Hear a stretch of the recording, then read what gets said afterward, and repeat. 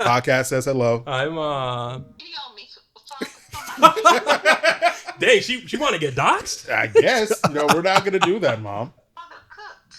Oh, Thank you for letting me know. some riblets and some bacon macaroni and cheese. Ooh. Tomorrow, Yeah, maybe? see, I try to be nice to my doodles and he won't put me on the podcast. I'll put you on the podcast. Do you want to talk on the pod? You could be a guest.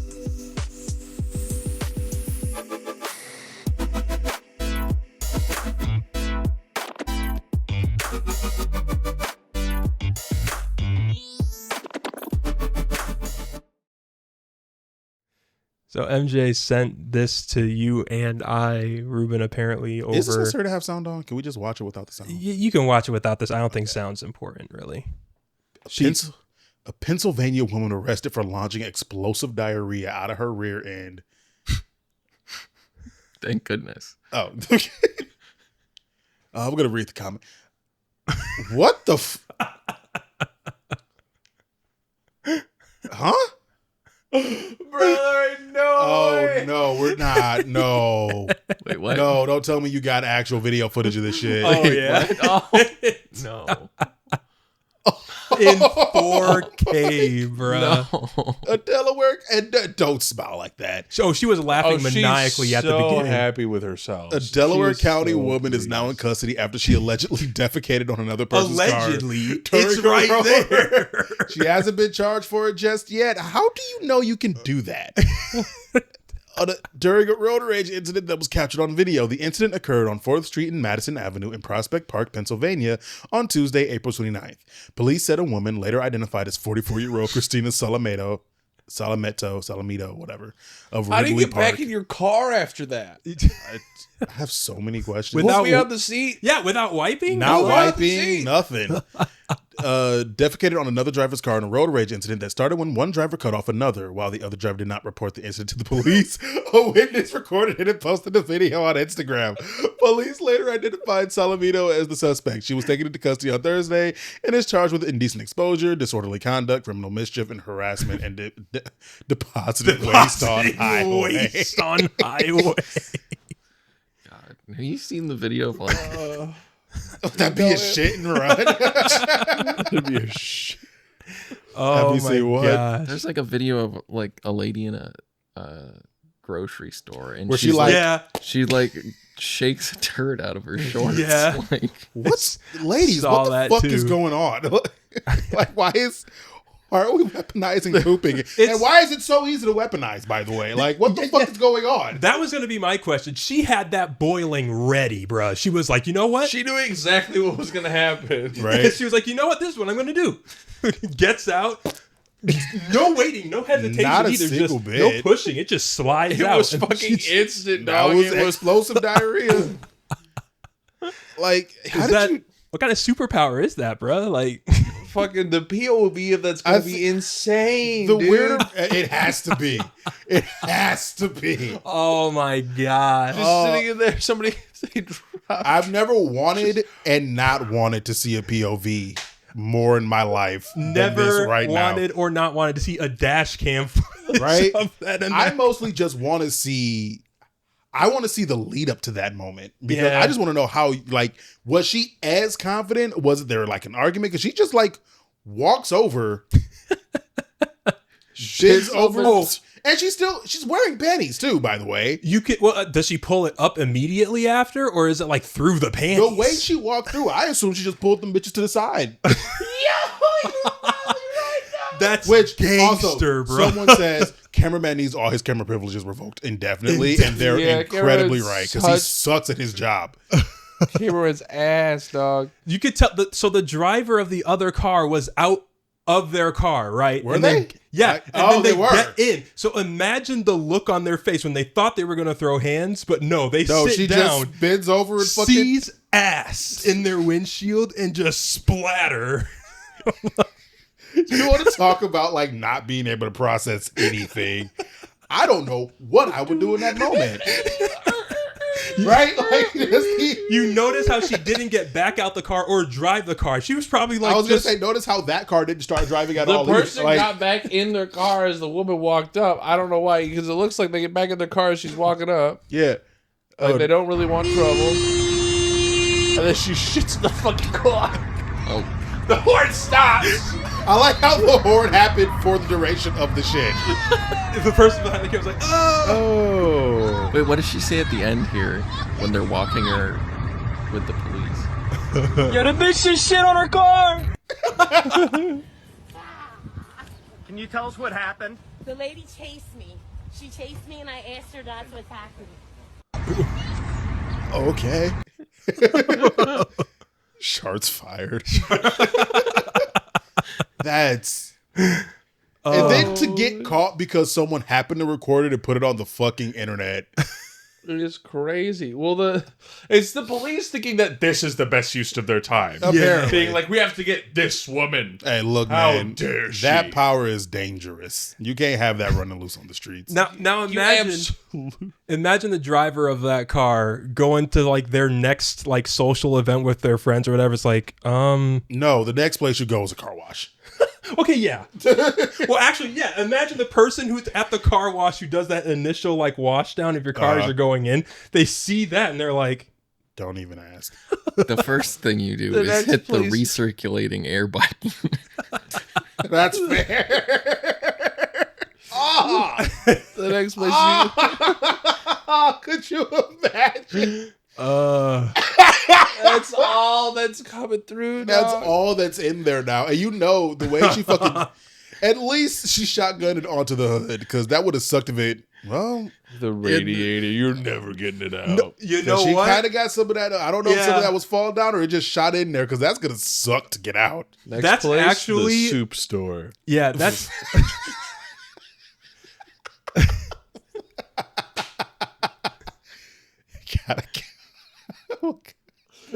Why are you buying clothes at the soap store?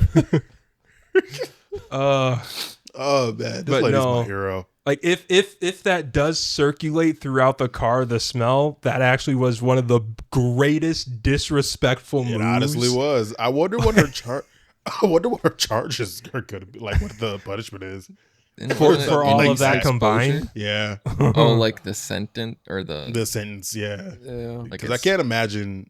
I mean, Chat GPT would know. There's no way that's a omission, highway. exposure. I mean, yeah, it's weird. This is depositing waste on highway when this is clearly a suburb. So that one's gonna get thrown out. We know for certain. Harassment, criminal. Did any of it get on the highway? Yeah, actually, I guess that's the question. is it live? Was it live when they went when they were on the highway? Oh my fucking goodness. Was it still warm as they were driving down the highway? Like how do you measure that? Oh my god. Oh man. All right. That is so vile. That is that would so legit be good. the craziest thing I would have ever witnessed in my life. Like, so they didn't just take a shit. She like fucking explosive diarrhea on the hood of my car. Yeah, it would be one thing if it was solid. like she said they were chasing her. I wonder if she was like, I got it back to my house. I got it back. This I was gonna person's say just there fucking- have been times I've been in my car like I need to shit, like now. and this person's just following her, and she's like, you know what? You're gonna fucking All get right, it. here's what we're doing. This is what you wanted to do. I just want to know. Well, you know what? I guess she didn't. I just need to know how she like just knew that it takes me like a solid like minute just to get comfortable on the toilet before I can shit. Like, Right. how do you know you could just bend over? How do you know you're gonna pop like a pimple? Like Right? what? Right. Like it would be one thing if it was like solid shits, but no, she knew that would blast. So interesting. Big man blast. No. Holy shit. So we did one of these last week. And we're gonna do another one of these this week of Who Can Say It? This time SpongeBob Edition. And it's from All About Animation. Yeah. I think it's the same guy. I'm fairly or certain. Person too. Yeah, man, let's be better bashing account. What the hell? Now, this is one where I immediately already disagree with him. Yeah, I agree with this entirely. You agree? No, disagree. He says, yes, but like just barely. That is a biracial, white and black gay theater kid. I mean, that the gay theater kid part is not wrong, and there's nothing you can tell me he isn't. This is the whitest of white. Just like, Right? Like, yeah, like it says it. like there's no just barely about it. That's a no. What about he like catch fades. What about like Urkel?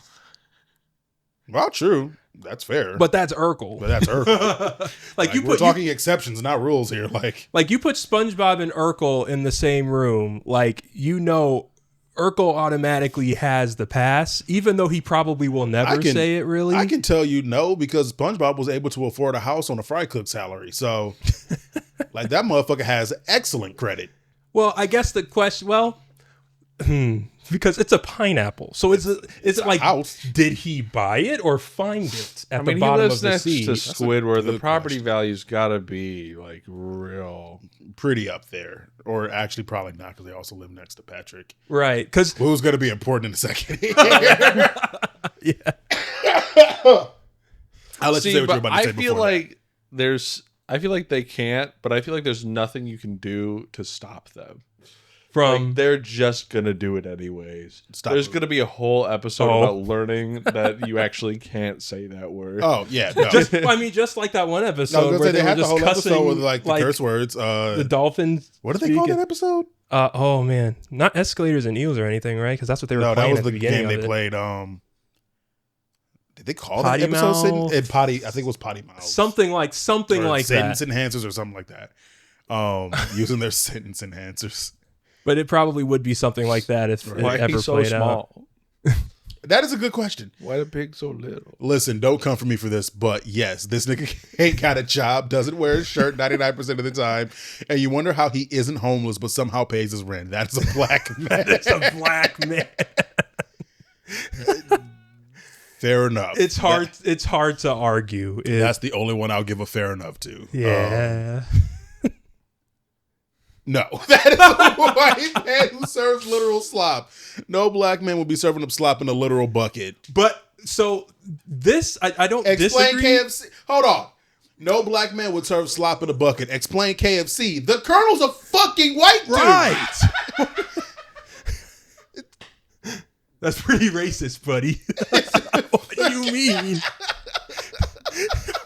He said right here. Justify KFC to me. You just justified KFC. Like the entire point of KFC. Oh man. Oh, So God. sorry. No, you're good. So like, I feel like, I don't know. He's the type that Plankton's the type to accidentally say it, but stand on it after he says it. Right. I don't think I agree. I think he gives that energy where it's like, always trying to prove himself, be the big guy when he's definitely not the big guy. He would probably accidentally say it, but immediately after be like, oh,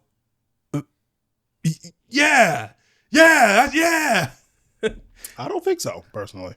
I don't know. I think that's the he would vibe say that I it with a full chest and malicious intent. I don't think he would.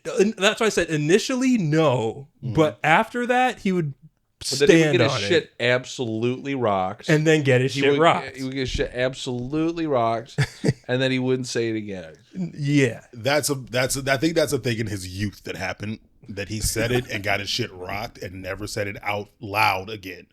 I personally think he says it in private and has some really back world like views when he's talking to Karen, his computer wife, that he has learned to not express in general public for his own safety.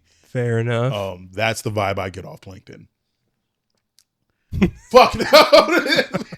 That man is whiter than Casper the Ghost with lines in a blizzard. Yeah. Yeah, no. Squidward. Also, I think Squidward would absolutely be the type to find the word so beneath him. Yeah. I think Squidward is the type of person that would actually argue black people for saying it. Like, he would try to like finger whack at black people who do say nigga.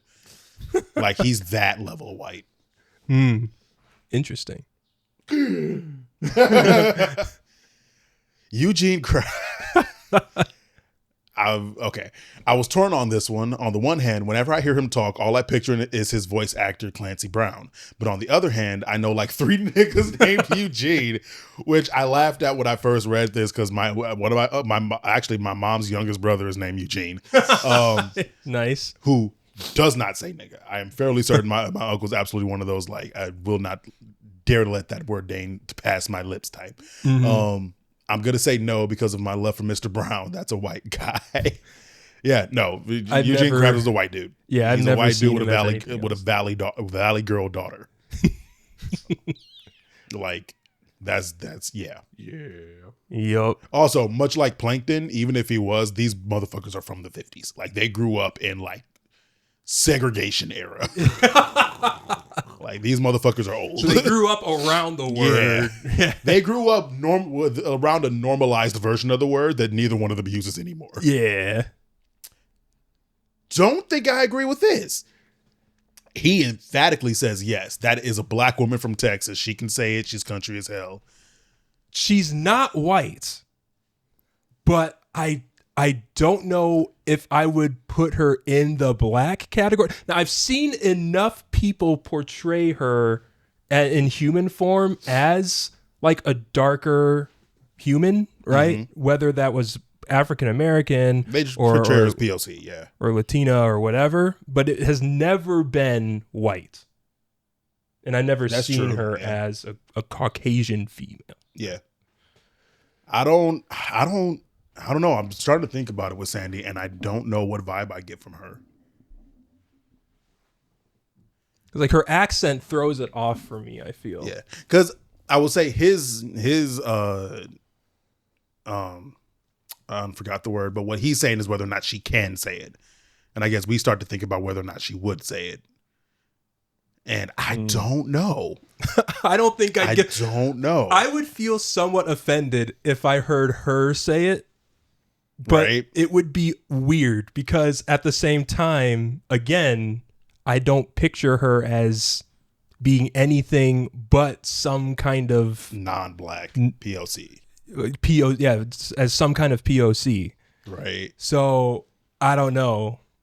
If the squirrel came up instead, I'd be like, what the fuck? Right. But if she's another one where I'm fairly certain, even if she could, she wouldn't. I don't think she would. Yes. He says no, but this is me. Gary can. Gary got it. I feel like this is another one of those instances where he could just be saying it all the time. He probably is. Well, in fairness, this dude says no, but that's because he can only meow. There was that one time he could talk. I don't know. I'm gonna say no though. Gary voice. No, Gary says it. Gary can say it. Gary has full pass. And full I feel like there's going to be a full episode leading up to Sandy Cheeks getting so raged out that she does say it. Just modern SpongeBob. This the type of white girl to look around her and say it in a rap song that she's listening to when alone in the car. No. Some of the comments are funny too on this. So nobody's around. That one. She into dark dudes though. Remember the dance episode? They got to be tall, dark, and handsome. Yeah. Which, fun fact, dark does not refer to skin tone. In the phrase tall, dark, and handsome is referring to hair color. Interesting. Tall, didn't know brunette, that. and handsome. Yeah. Oh, there was another. Oh no, it's Mrs. Puff. Never mind, it's not Pearl. But yeah, no, Pearl does not get the pass. She says it in private. She's the girl that Kendrick Lamar pulled on stage who said nigga in one of his songs, and that became a whole thing.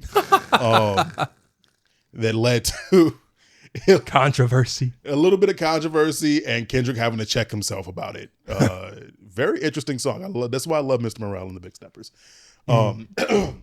Mrs. Puff would never. No. That is a white woman, but she's definitely coming to the cookout because she 100% is recently divorced from a black guy. Also, her husband's dead, you bitch. Right. She ain't divorced. She's a widow. She's someone's white auntie. I thought she'd be that mixed auntie that doesn't have kids, that's always traveling. That's what. No, she's a boating school teacher. She ain't got money to travel, but she would if she could. I get mixed vibes off Mrs. Puff. But once again. Oh man, the second comment actually though, I forgot. That's for I forgot about that. Wow. Oh shit. Completely forgot about that. That doesn't change a thing. I don't know, man. So was Carmen Sandiego, but pop off. Oh man. I completely forgot about her fugitive past. I still get mixed vibes. She comes from the same era as Eugene Krabs and or Mr. Krabs in Plankton. She could say it. She probably won't. Grew up around it for sure. Yeah. No, you know what? No, I think she does say it. I think she says it. She says it pretty casually. She just works a profession where she has gotten so used to not saying it. She forgot she can, and then all of a sudden I don't think she forgot she can. I think it's just become normal for her not to. It's just like it's like the word retard, right? Whereas like there was a time it was normal, and now it's not, and we just don't use it anymore. And I have no intent to use it like that. Larry the Lobster. Larry the type of nigga to be out at Muscle Beach in Venice lifting weights and trying to pick up white girls. He could say it, but he's been hit with that snow bunny mind control. Larry the Lobster is Shannon Sharp.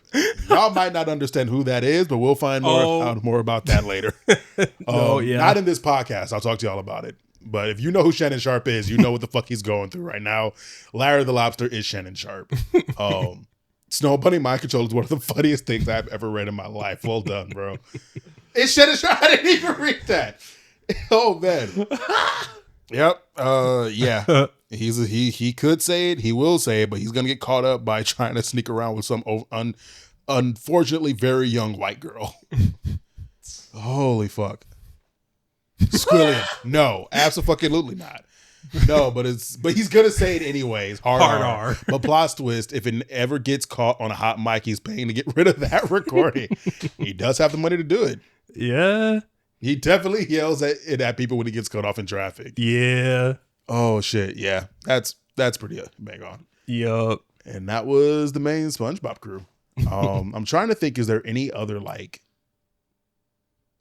definitely a nigga SpongeBob character? There's none I can really think of. Yeah. Go through all of the background characters. Literally go through all the. Did I ever send the video of the dude who ranks all of the background? I think we watched a part of it together when I was high. Okay, yeah.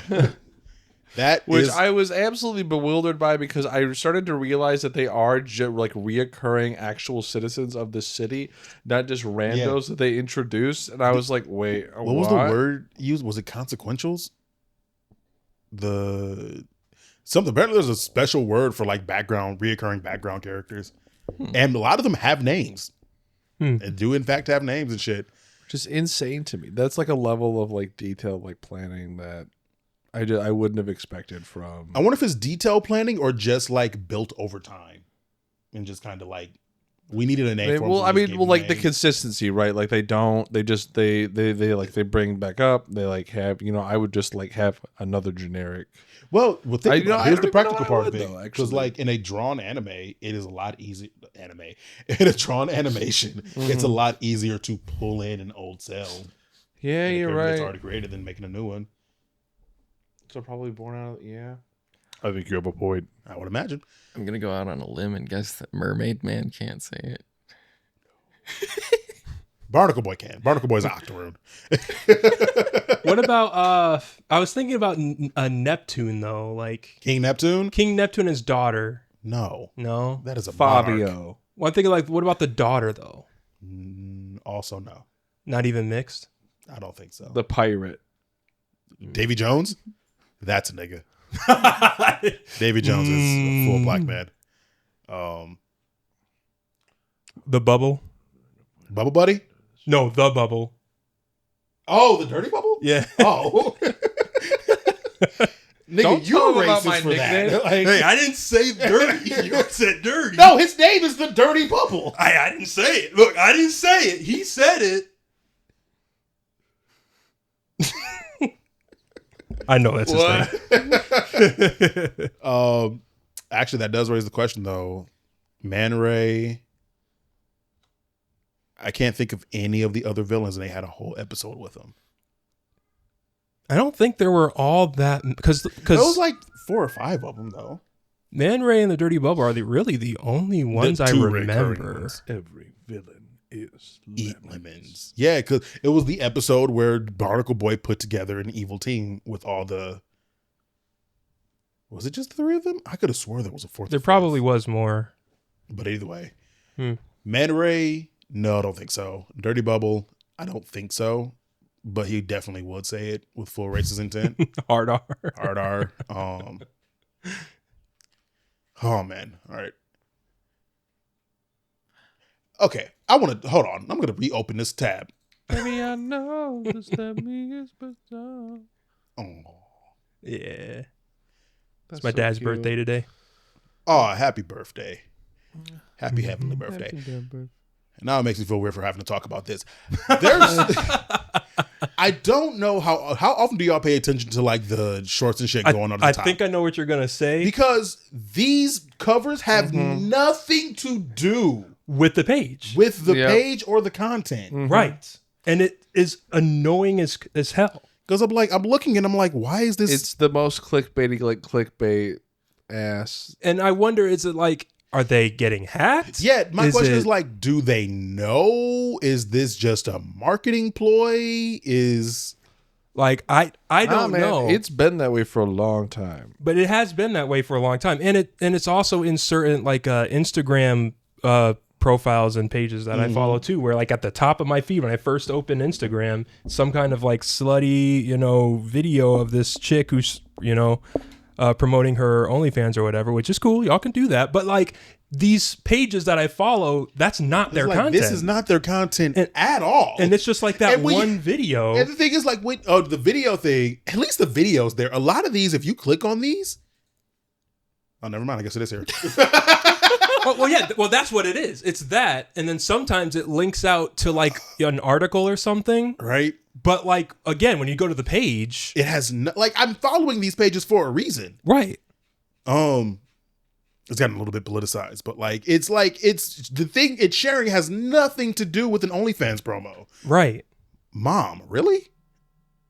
This is the perfect time for a call with your mom. Pausing this for a hot sec. We'll take a break then, I guess. Patreon content? Patreon, I guess. Say I can't sleep, baby, I know. It's me.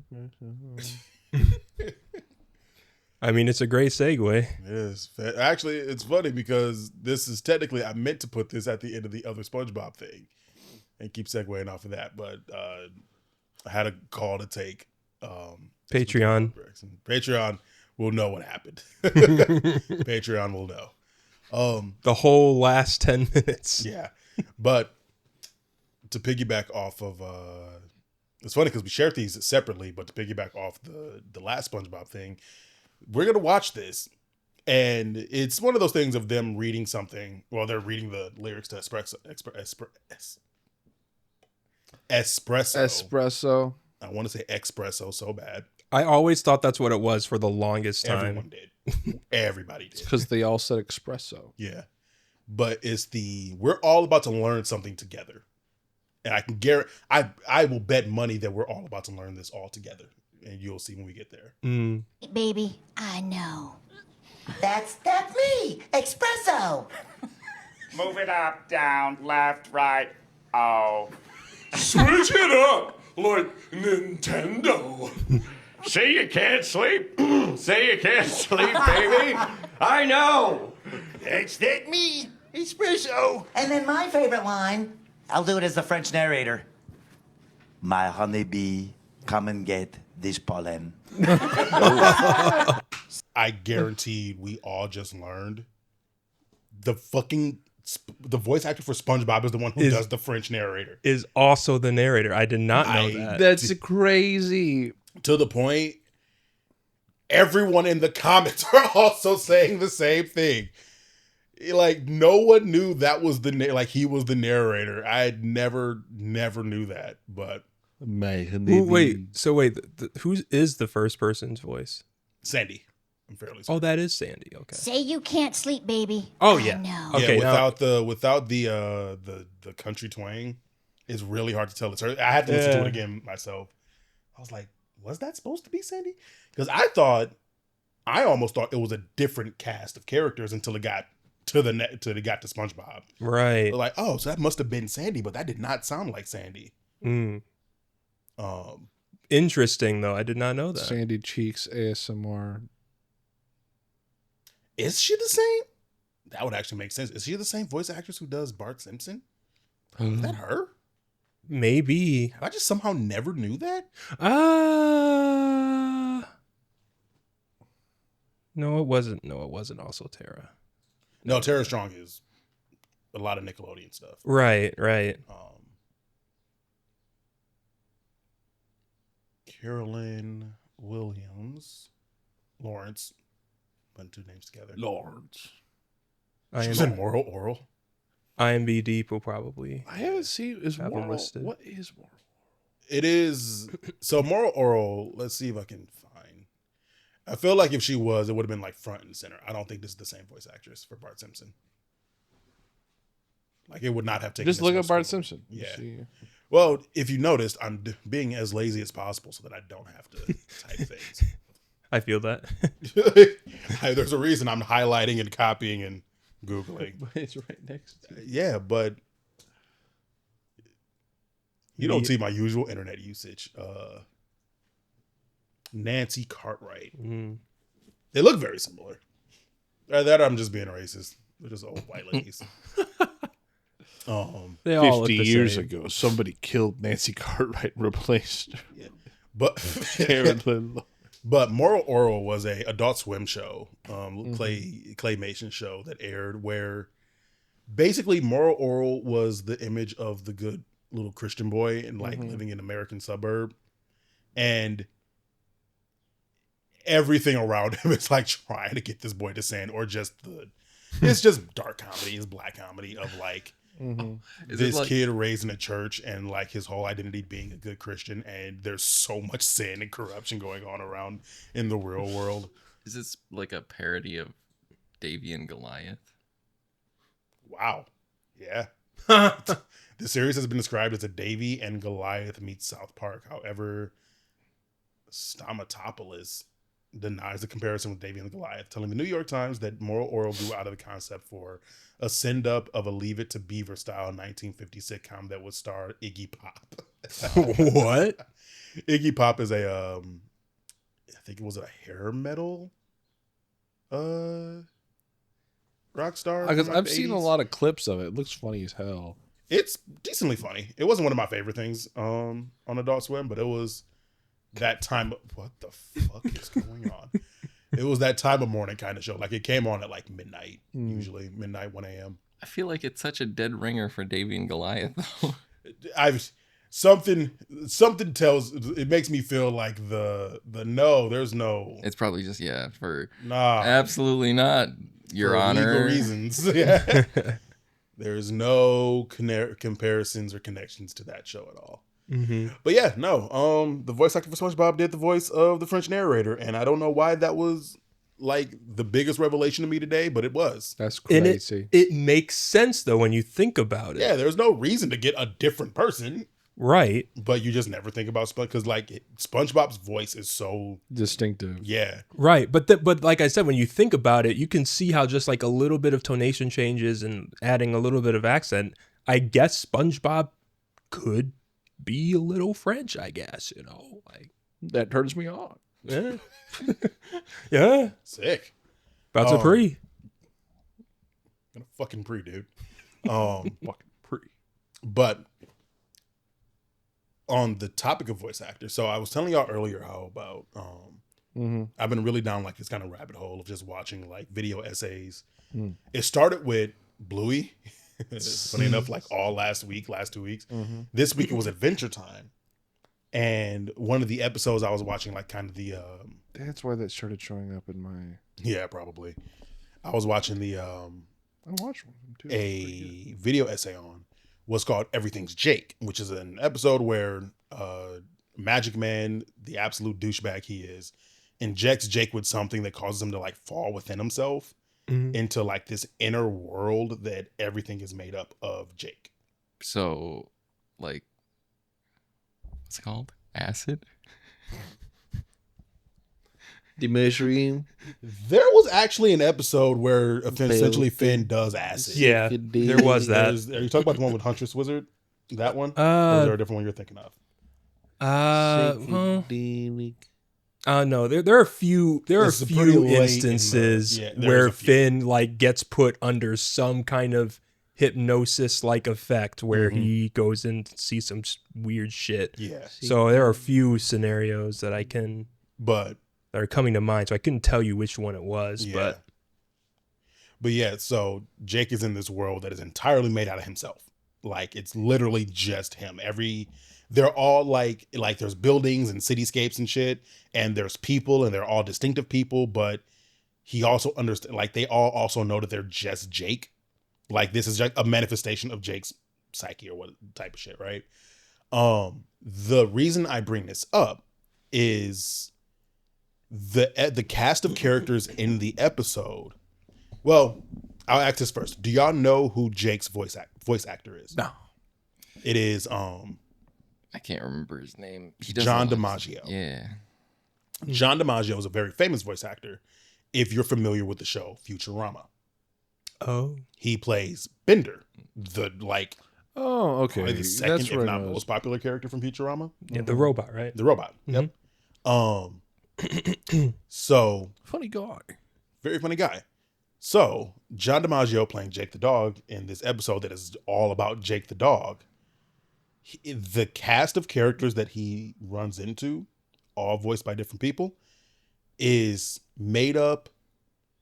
One of the first character he runs into actually is Fry, like Philip J. Fry, the voice actor for that. And then you keep running into more characters that are all voiced by people from Futurama. And it was a really there was the whole overarching plot, but then there's this kind of meta plot going on of John DiMaggio being able to say goodbye to all his friends from Futurama because Futurama had just got canceled for actually, I think it was 2 years post the cancellation of Futurama. The last time, I forget if Futurama's running currently right now, but it was after one of the cancellations of Futurama. And it was a way for them to do this episode and pull in a ton of the cast. I think like I said, Fry was there, Zach Brannigan was there. I don't think Hermes was there. I don't think his voice actor was on. Professor Farnsworth was there. The two cops were there. Like a good amount of characters were in this episode. Did they look like their counterpart? No, they look nothing like their counterpart. Interesting. You would have to have known that these are voice actors from Futurama to get the connection on that. And it just made for a really interesting episode. As well as just a chance for John DiMaggio to just pal it up with people he has been working with for a very long time.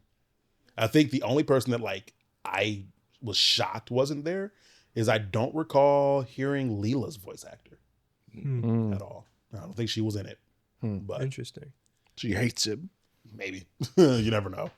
But in my binge run of Adventure Time, I mean, everything just blends together after a while of not watching it. So it's been a minute, but yeah, no, that's interesting. I haven't seen Futurama either. I've been thinking about getting into that. As a matter of fact, I need to go back through Futurama and catch up from the last time they brought it back. I watched a little bit of it. Actually, I said that. I think they finally finished it. I think they gave it a final send-off, finally. Futurama was one of my favorite shows. Yeah. It's to me, it's a really good, Futurama was basically Rick and Morty before Rick and Morty. Yeah, I think that's fair. I think that there are definitely some differences, but yeah. Yeah, Rick and Morty plays into a much more darker style. Yeah, I was going to say it's dark comedy. Darker. Whereas Futurama was basically the halfway point between Simpsons and Rick and Morty. Yeah. Is basically what I could say. Futurama was way more zany and in its when you style. really kind of fucking think about it, the shit like the suicide booths. Yeah. There's some dark shit, but they play it in with this very colorful veneer that I don't think applies to they play the suicide booth, but your introduction to it, even though it wasn't the first episode, is a robot who's just using it as a weird pleasure booth thing because he's a robot who can't die.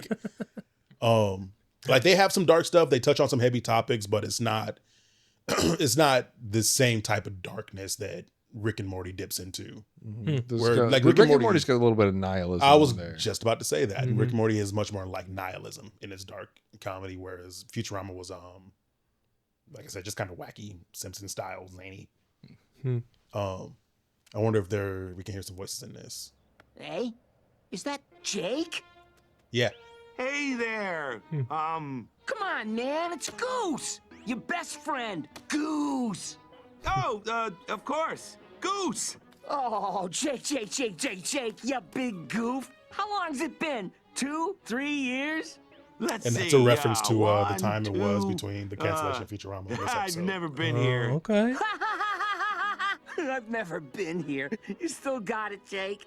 Come on, let's get you home. Everybody's waiting for you at the party. Party?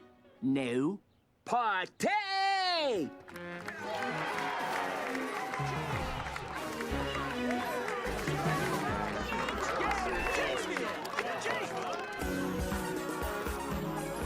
No, I don't think we're going to.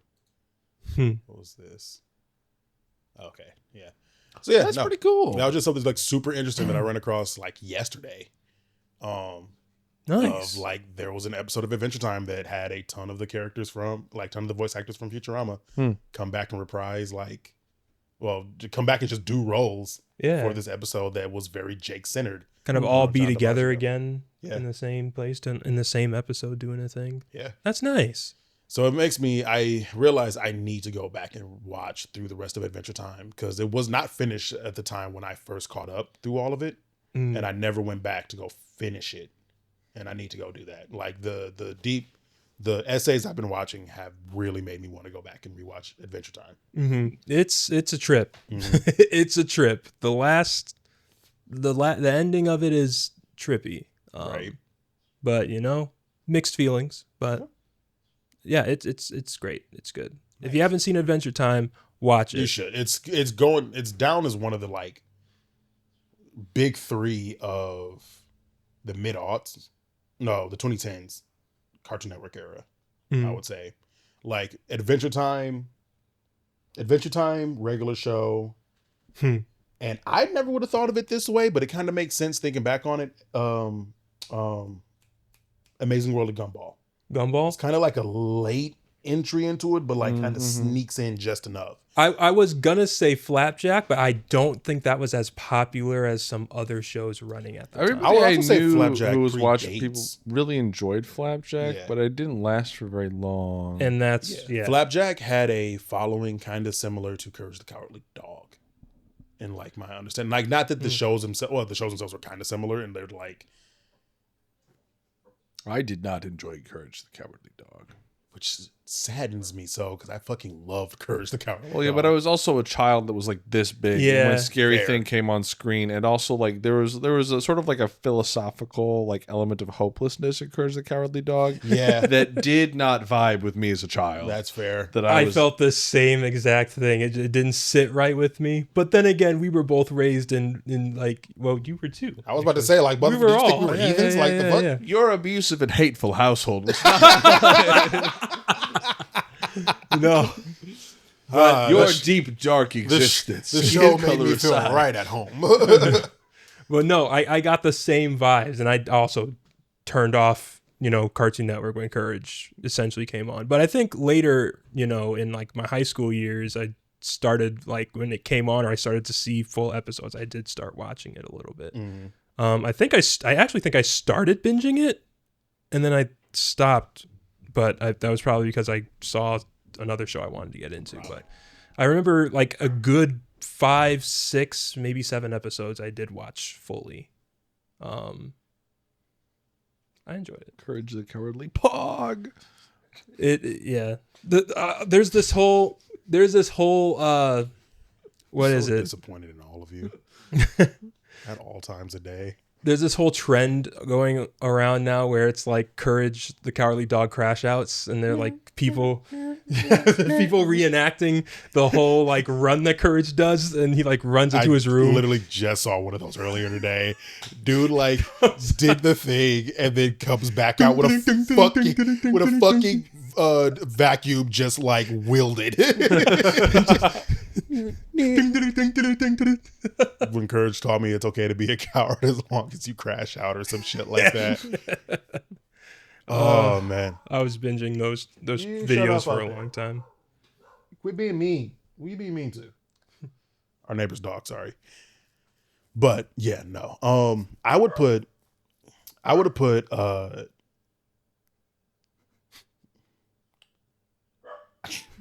may as well give him a mic at this point. At this point, may as well. I would put Flapjack. I put Flapjack in the same like era, even though it probably wasn't far off from Adventure Time. I think of it in the same as like Chowder, and Foster's Home for Imaginary Friends. Yeah, because Foster's Home was going to be my other thing, but that makes a lot more sense. That's the grouping I think of when I think of Flapjack is over with them. Yeah, you're right. It is over them, and then over Red. Good. Yeah, it's like as I think about it, I don't know the exact dates, but I think they're actually really close. If there's not actually probably a bit of overlap between Flapjack and Adventure Time, but for some reason Flapjack just falls ahead of Adventure Time in my mind space. No, that's fair. That's fair. I can see that.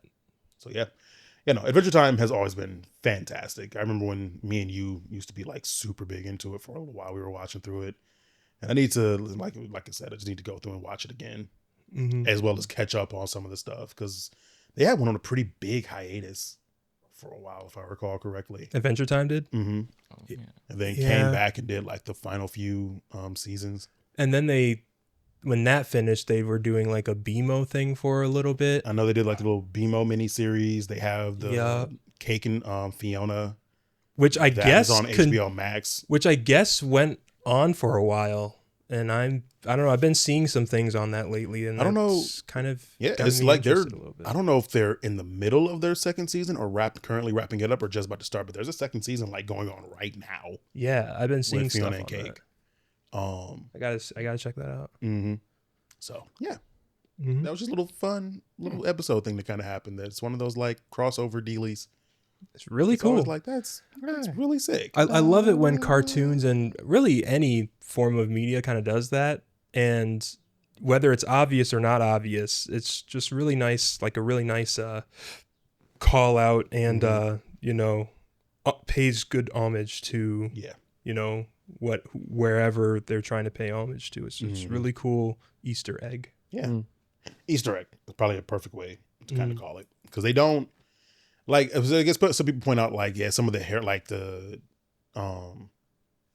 character that we were just watching, his hairstyle looked a lot like Fry's. Right. And there's like some small stuff like that, but it's not super overt. Mm-hmm. If you don't know it's Futurama, you will never have guessed it's Futurama. Mm-hmm. Right. So, all right, that's it for cartoons for today.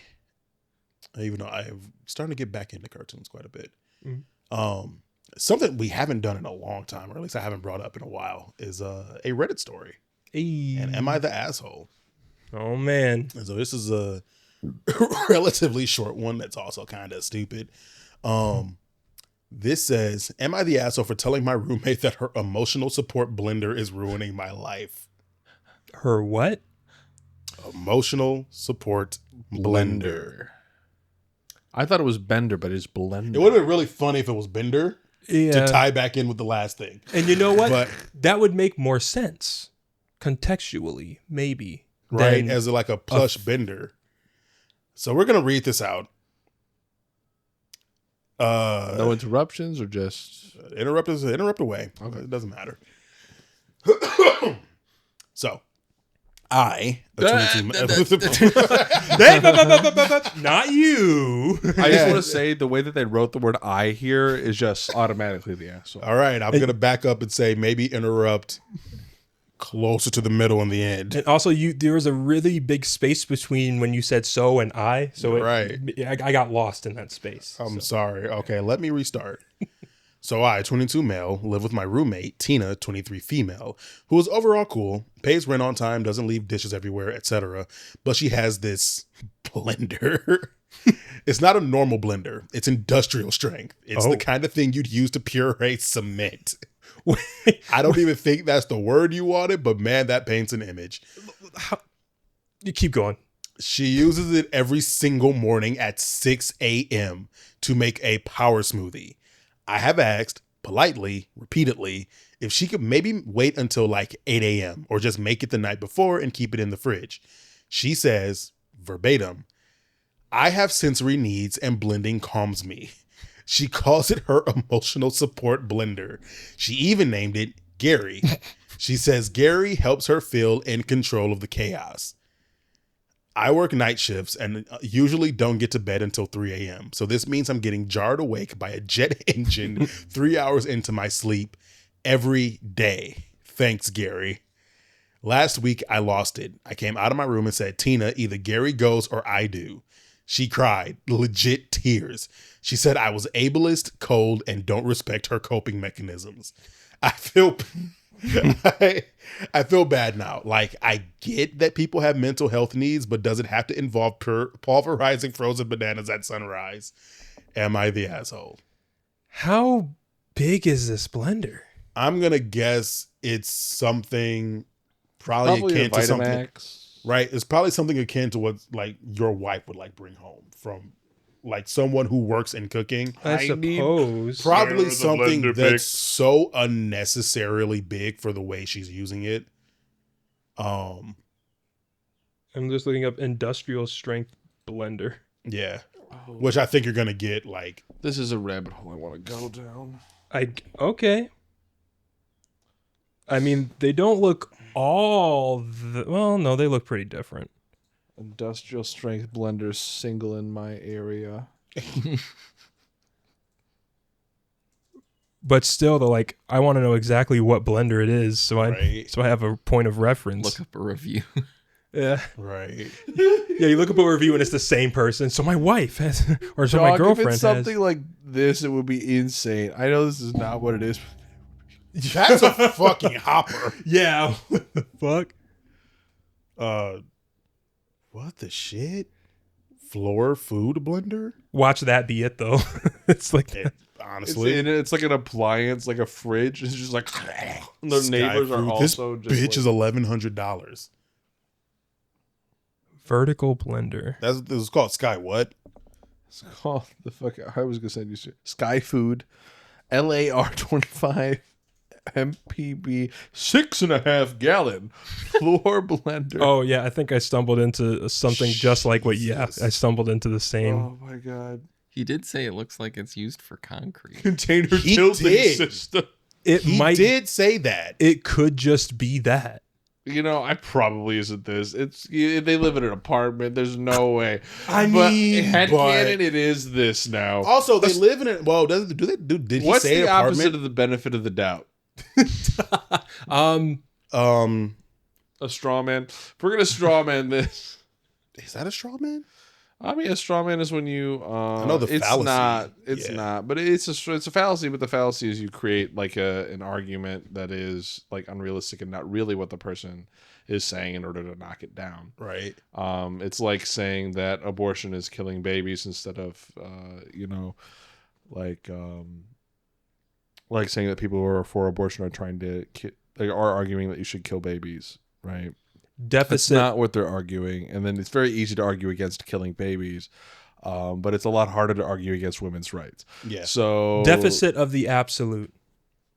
That's what it's called. I don't know. The opposite of benefit of the doubt. The reason I said strawman is because we're saying that this is the blender she has. We are doing the opposite of taking her side. That's not definitely what I was doing. I'm just fucking shocked that that's honestly. I thought you looked that up. I'm not gonna lie. I'm proud of you, bud. What the hell? You noticed though how it took me a full 60 to 80 seconds to come up with the marinade. Yeah. I can't spell opposite shit.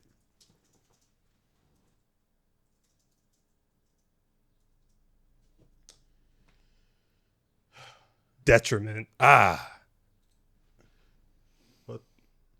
What's the word for the opposite of benefit of the doubt? Unsolved. No, I guess burden of proof would make the most sense. Detriment of the absolute. Benefit of the doubt, assuming the worst. I prefer deficit of absolute. Like I don't even think that means what we're going for, but it sounds awesome. It sounds like a sword that It sounds fucking sick. I want deficit of the absolute. I needed this in Baldur's Gate 3. This is yes. Like I'm just gonna go with that because it sounds cool. But yeah, this is my wife, the deficit of absolute. Damn.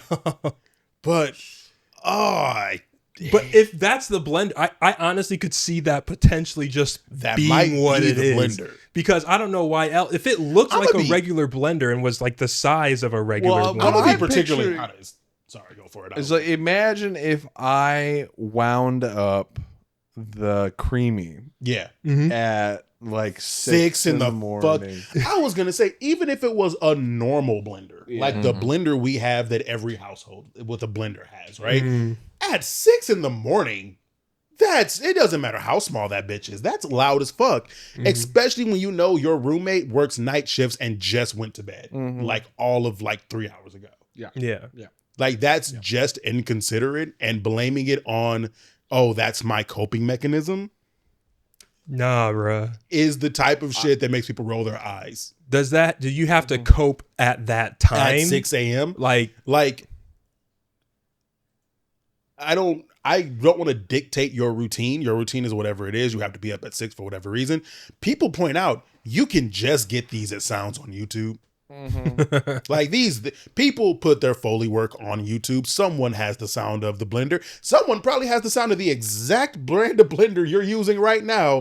Just as a video on YouTube you can put in your ears whenever you need it. See, I feel like this is a combination of wanting that of a what am I trying to say?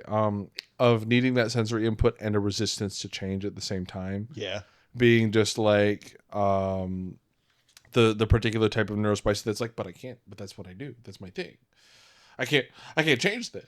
Because even though there's totally other viable solutions, there's they're the fact that they're just like not entertaining that suggests stuff. Right. But it's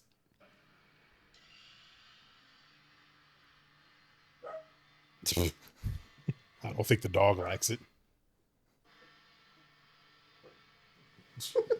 No, I don't like that one. For 1 hour. It's a thing. Now, I will say this. As I've worked in factories a few times through college, I love the sound of just like machinery just going. Maybe not necessarily blenders, but right. Anything that has like that monotonous, not quite white noise, but white noise quality to it. There's like a little bit of rhythm and like like patterns in it, but it's still like random and it fills the background. Yeah, I love that shit. Like hair dryers. Yes, hair dryers, industrial size like clothing dryers. Why are we still? This is a lie. It only does it once for the rest of the hour. Wait, really? Is it just silent? I think so. Like, when does it stop?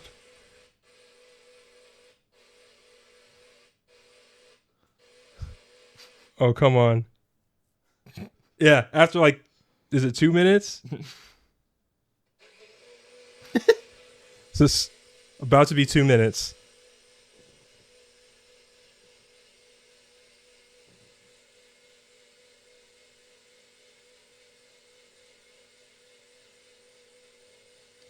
Thrilling content.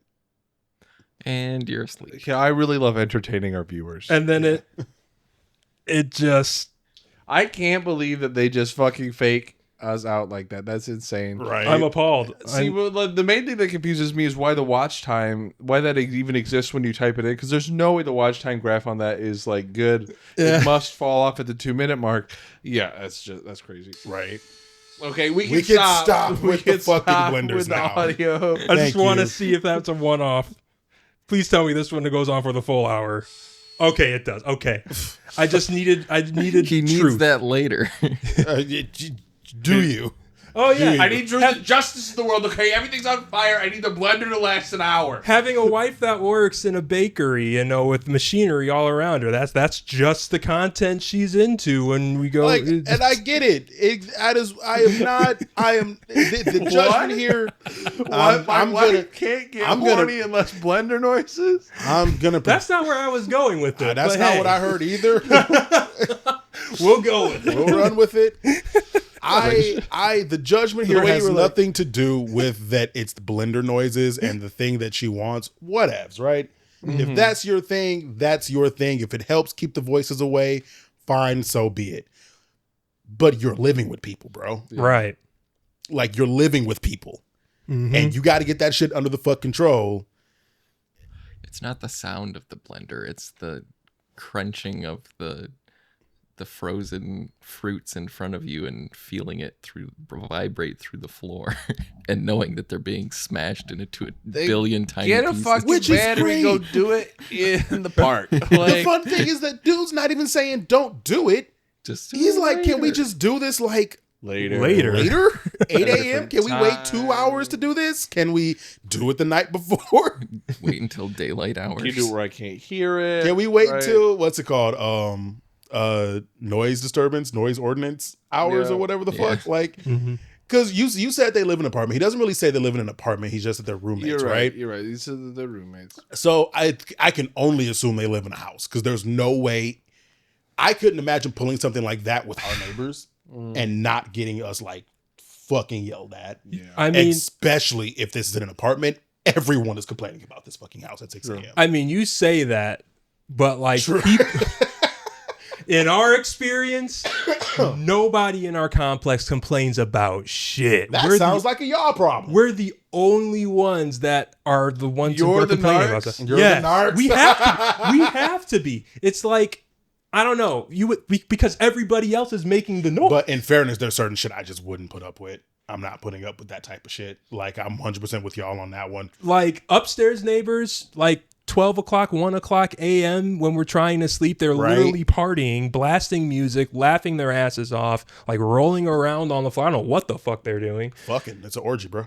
Maybe. But it's time when you go upstairs and you get on just go set their door on fire. I mean, we called the cops after 2 times of hearing it at once. I just was like, nah, fuck nah. And I called the cops and we heard the cops knock on their door upstairs and shut it all down. Mm-hmm. Why don't you just projectile shit on their door? That is the next possible thing we could do. Don't even do that. Knock and wait till they open it.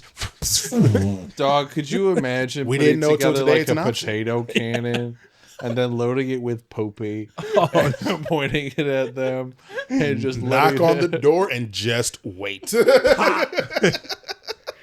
Dude, y'all ever seen that? This image is old as shit, but have y'all ever seen the the video of some scientist engineer prank thing where you just see a dude in a lab coat go walking into he just opens up a door and on the other side is some kind of air cannon thing and 2 other scientists that just fucking rip it, fly him backwards into the wall. It was one of the first internet meme videos I've ever seen. Do you think it's scripted or? Well, I think it was a prank thing. I don't think it was just random. I'm pretty sure it was a prank thing.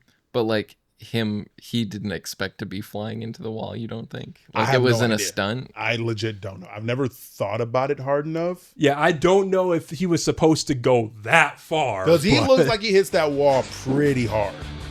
I don't think it's this one. I don't think it's this one. Where are you watching? At least it's not a blender. This must be a reenactment. No, that's it.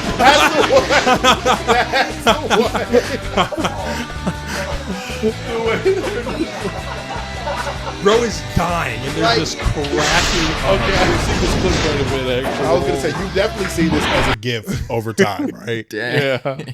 This has been around 14 years. Those blockers God. have got to be. This, I don't know. I feel like when it's been months.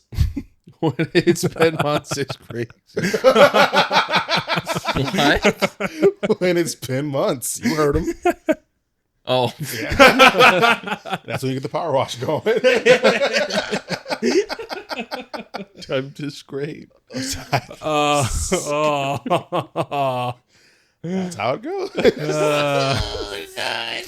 It's just the fucking egg just blasted out of the... Anyway. How did we even get on that topic? Imagine that if that cannon was filled with poopy. Oh, that's right. Just someone flying. Because I think about like how your apartment's made, right? Where it's basically a straight line from the front door, almost from the front door to your bedroom. Someone flying, feces particle all around them from that door into their bedroom. Oh my God. Sure. Oh my goodness. And then you vanish into thin air, never to be seen again. Never to be seen again. Holy shit. It's like literally people with black masks on, just showing up outside of your house, shooting you with literal human feces, and then running. You think you're gonna get robbed or some shit? No, bro. This is worse. You're probably gonna wish you had gotten robbed. Yeah. Oh man. I wish they just took something. I mean, they did take something from me. That's my dignity. Oh shit! Poop won't ever come out of my skin. I can't stop. Tattooed. I just tattooed her. Just embedded feces in the skin. Oh god! I think I need a break. Not him gagging in the middle of the sentence. Not the asshole. Don't let your neurodivergency make you a dick. We'll be right back. Oh man. When it comes to the church, exchangeable. I think of spirit as like the Holy Spirit, which is like your actual connection to. Yeah, like a more of like a God connection than like a you thing. Like the Holy Spirit is like an entity that is in you, but it's not you. Your soul is your consciousness. Your spirit is your connection to God. Yeah, that at least again, that's what I've heard the most being taught and put around. Yeah, what was I gonna say? In Western philosophy, there's Eastern philosophy. Sorry, I'm not sure where exactly this is attributed. I got it from Healthy Gamer GG. Some discussions they have there because they touch on a little bit of it, but there's the idea of like creating a philosophical justification for your own soul, for there being something beyond the flesh sack that you got, and just like the thought exercise, the fact that in meditation, right, like if you sit, you can observe your body. Yes. You can sit, you can watch your own body, you can watch your own emotions, you can separate yourself from emotions, and you can even separate yourself from your own thoughts. Right. So if your body's not you, if your emotions aren't you, if your thoughts aren't you, what else is left there? There's got to be like something more or above those things. It's like the observer, like the consciousness, the thing that sees everything, including your thoughts. Interesting discussion. No real conclusion to it. I just no thought real that conclusion to it. So Minecraft movie guy. I was gonna make a segue. Speaking of things that are soulless, bruh. So yeah, I have no idea if any of that's gonna go in the podcast or just for Patreon. We'll see. It's a great segment. It is a great segment, but I mean, it's definitely a little different from our usual content. I feel like we've had a religious conversation. We've had a couple. We've tended to stay away from it lately, but yeah.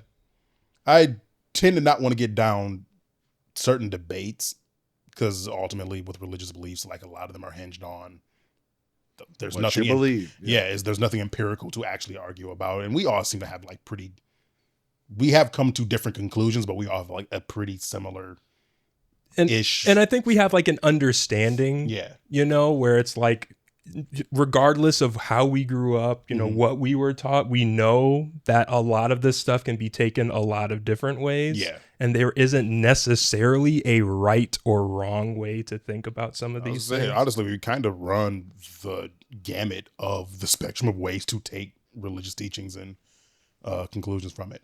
But yeah, so technically us three, Fluff, me, myself, and Izzy, we saw the Minecraft movie pretty much the day it came out, like the day after it came out. Mm-hmm. We didn't pay money for it. Yes, That's all we'll say on that. That's all we'll say on that. Say it again. Yes, we did. You're right. We did. You're right. We did. We did pay money for it. I had to pay money for the internet. Edit the clip. I had to pay money for the internet that provided it. We finally got you to watch it with us on Friday. Mm-hmm. And so now all of us are caught up on the Minecraft movie, and now we can talk about it. Do we have to? We do. Spoilers. This was like so spoilers much of our incoming, content going up to this. It has been a lot of our content for a long time. For like, and then it came out, we just said nothing. Nothing. Well, we kept saying we were going to talk about it as soon as we got you to see it. Yeah. Oh boy. I think my immediate reaction coming out of it was just unfathomable disappointment. Like, I knew it wasn't going to be good. I think we were all pretty like, there's the reason we didn't pay to go see it, right? All of us were like, this is going to be not I don't want to good. get paid to be marketed to. Yeah. Mm-hmm. Like, I enjoyed it a lot more than I thought I would. I almost cried. You did almost cry. In fairness, you were impaired, though. I was so high. I was so high. Like, I'm curious what your thoughts would be watching it sober. We should watch it. We might watch it one more time this week. Yeah. I was less high and I almost cried because it was so bad. That's fair. That's fair. Like, I would say, yeah. What did you think? My feelings going into it, they matched my expectations. I feel like I would say it was more disjointed than I expected it to be, but I would say as far as like my reception of it, I didn't have a positive reception going in, and I walked out with pretty much the same level of negativity coming out. Negativity. Right. Yeah, like I don't know. Going into it, you know, I've seen people talk about it and like some reviews about it, and it's just like, just turn your mind off. And I was like, okay, that's usually what I do if I am going to see a movie that I know might be dumb. So I turned my mind off, and I was like, oh, you know, let's enjoy, you know, some fun Minecraft Jack Black movie, yay. Yep. And Chicken Jackie. Chicken Jackie. And almost like every 10, 15 minutes, and it's not like I was trying to make sense of things. Right. Because I really wasn't. But it was every ceiling I hit when I was like, I'm not gonna try to think about how this doesn't I'm not work. gonna think about this, okay? Somehow it keeps bombarding. It keeps breaking me to the point where I have to raise the ceiling of my belief being suspended. Yeah. And I'm like, you know, quite literally, you were doing this. Like, he was doing this during the movie we were watching. He was like, I'm sorry. It was like, you gotta let it go. Because we had to keep doing that. Because even when I was trying to enjoy the Minecraft parts with my understanding of how Minecraft works, like how a creeper works. Yeah, I'm like, that's not how that works. But you know what? But okay. I'm gonna suspend it further. Further disbelief suspension. The ceiling is now higher. It is the first time I've seen a movie require you to shift the goalpost to continue enjoying it. Like, I said this. So we were still back in the old house, right? And when we first saw the trailer, I called it right then and there. I was like, this feels like an advertisement. Excuse me. At the time, I didn't know what. We found out like what was like a month, 2 after that. We got the word for the Minecraft like theme park or whatever the fuck thing. And I was like, fucking call it. This is an advertisement. It's an ad. This is a feature-length runtime ad, and it didn't need to be. I could see so many parts of this just being a was this Universal Studios and Legendary or whoever the fuck did it? Whoever the fuck did the movie. They could have just on their YouTube page put up like little 5-minute vignettes of some of this shit, and it would have did fine. If you just had Jack Black and Jason Momoa and technically not Jennifer Coolidge because she was in the real world doing stuff with the fucking. I will say those parts really were pretty good. I did enjoy those. There's a lot of parts of the movie where it's like, as just a slice, I can enjoy this as just like in a vacuum on its own, not connected to trying to be part of a bigger plot, right? Mm-hmm. And if it was just a series of those where it was like, as much as I enjoyed the Malgosha and the Hoglins as like creatures, I did not. I guess I didn't hate the plot of that being like the overarching conflict going on, but like this movie's so hard to talk about because I'm not like, I don't overwhelmingly hate it, but it sucks in a way that's like, if you had just not been a movie, this probably would have been fine. That's an interesting way to think of. I didn't think about having it be separate, like little, like 5-minute pieces they could have put out, because I could totally see that being very enjoyable. You know, because it does kind of feel like a sketch comedy strung together. Yeah. I do get what you're saying with that. I really enjoyed Jack Black's performance, despite the fact that it was just dumb. It's just Jack. It's just Jack Black. Also, I think we talked about this Friday, so you were still flying in, Mm-hmm. but like. Jack Black just being dumb and being Jack Black makes sense for Minecraft. Yeah. Because Minecraft Steve is a nothing character. It's the most blank slate of blank slate characters ever. Because the point of Minecraft is that you're just playing a character that is ultimately just you in this world of creativity, right? So Jack Black just being Jack Black makes sense. It makes sense for him to just be Jack Black, even though he's named himself, like his name is Steve, and he's supposed to be portraying this character that everybody is aware of. But that character has no personality. It has no background. It has nothing to him. So like it makes sense. It's just, was sitting through a movie of this necessary? Yeah. And I think that splitting it up would have definitely fixed the pacing problem that I had with it.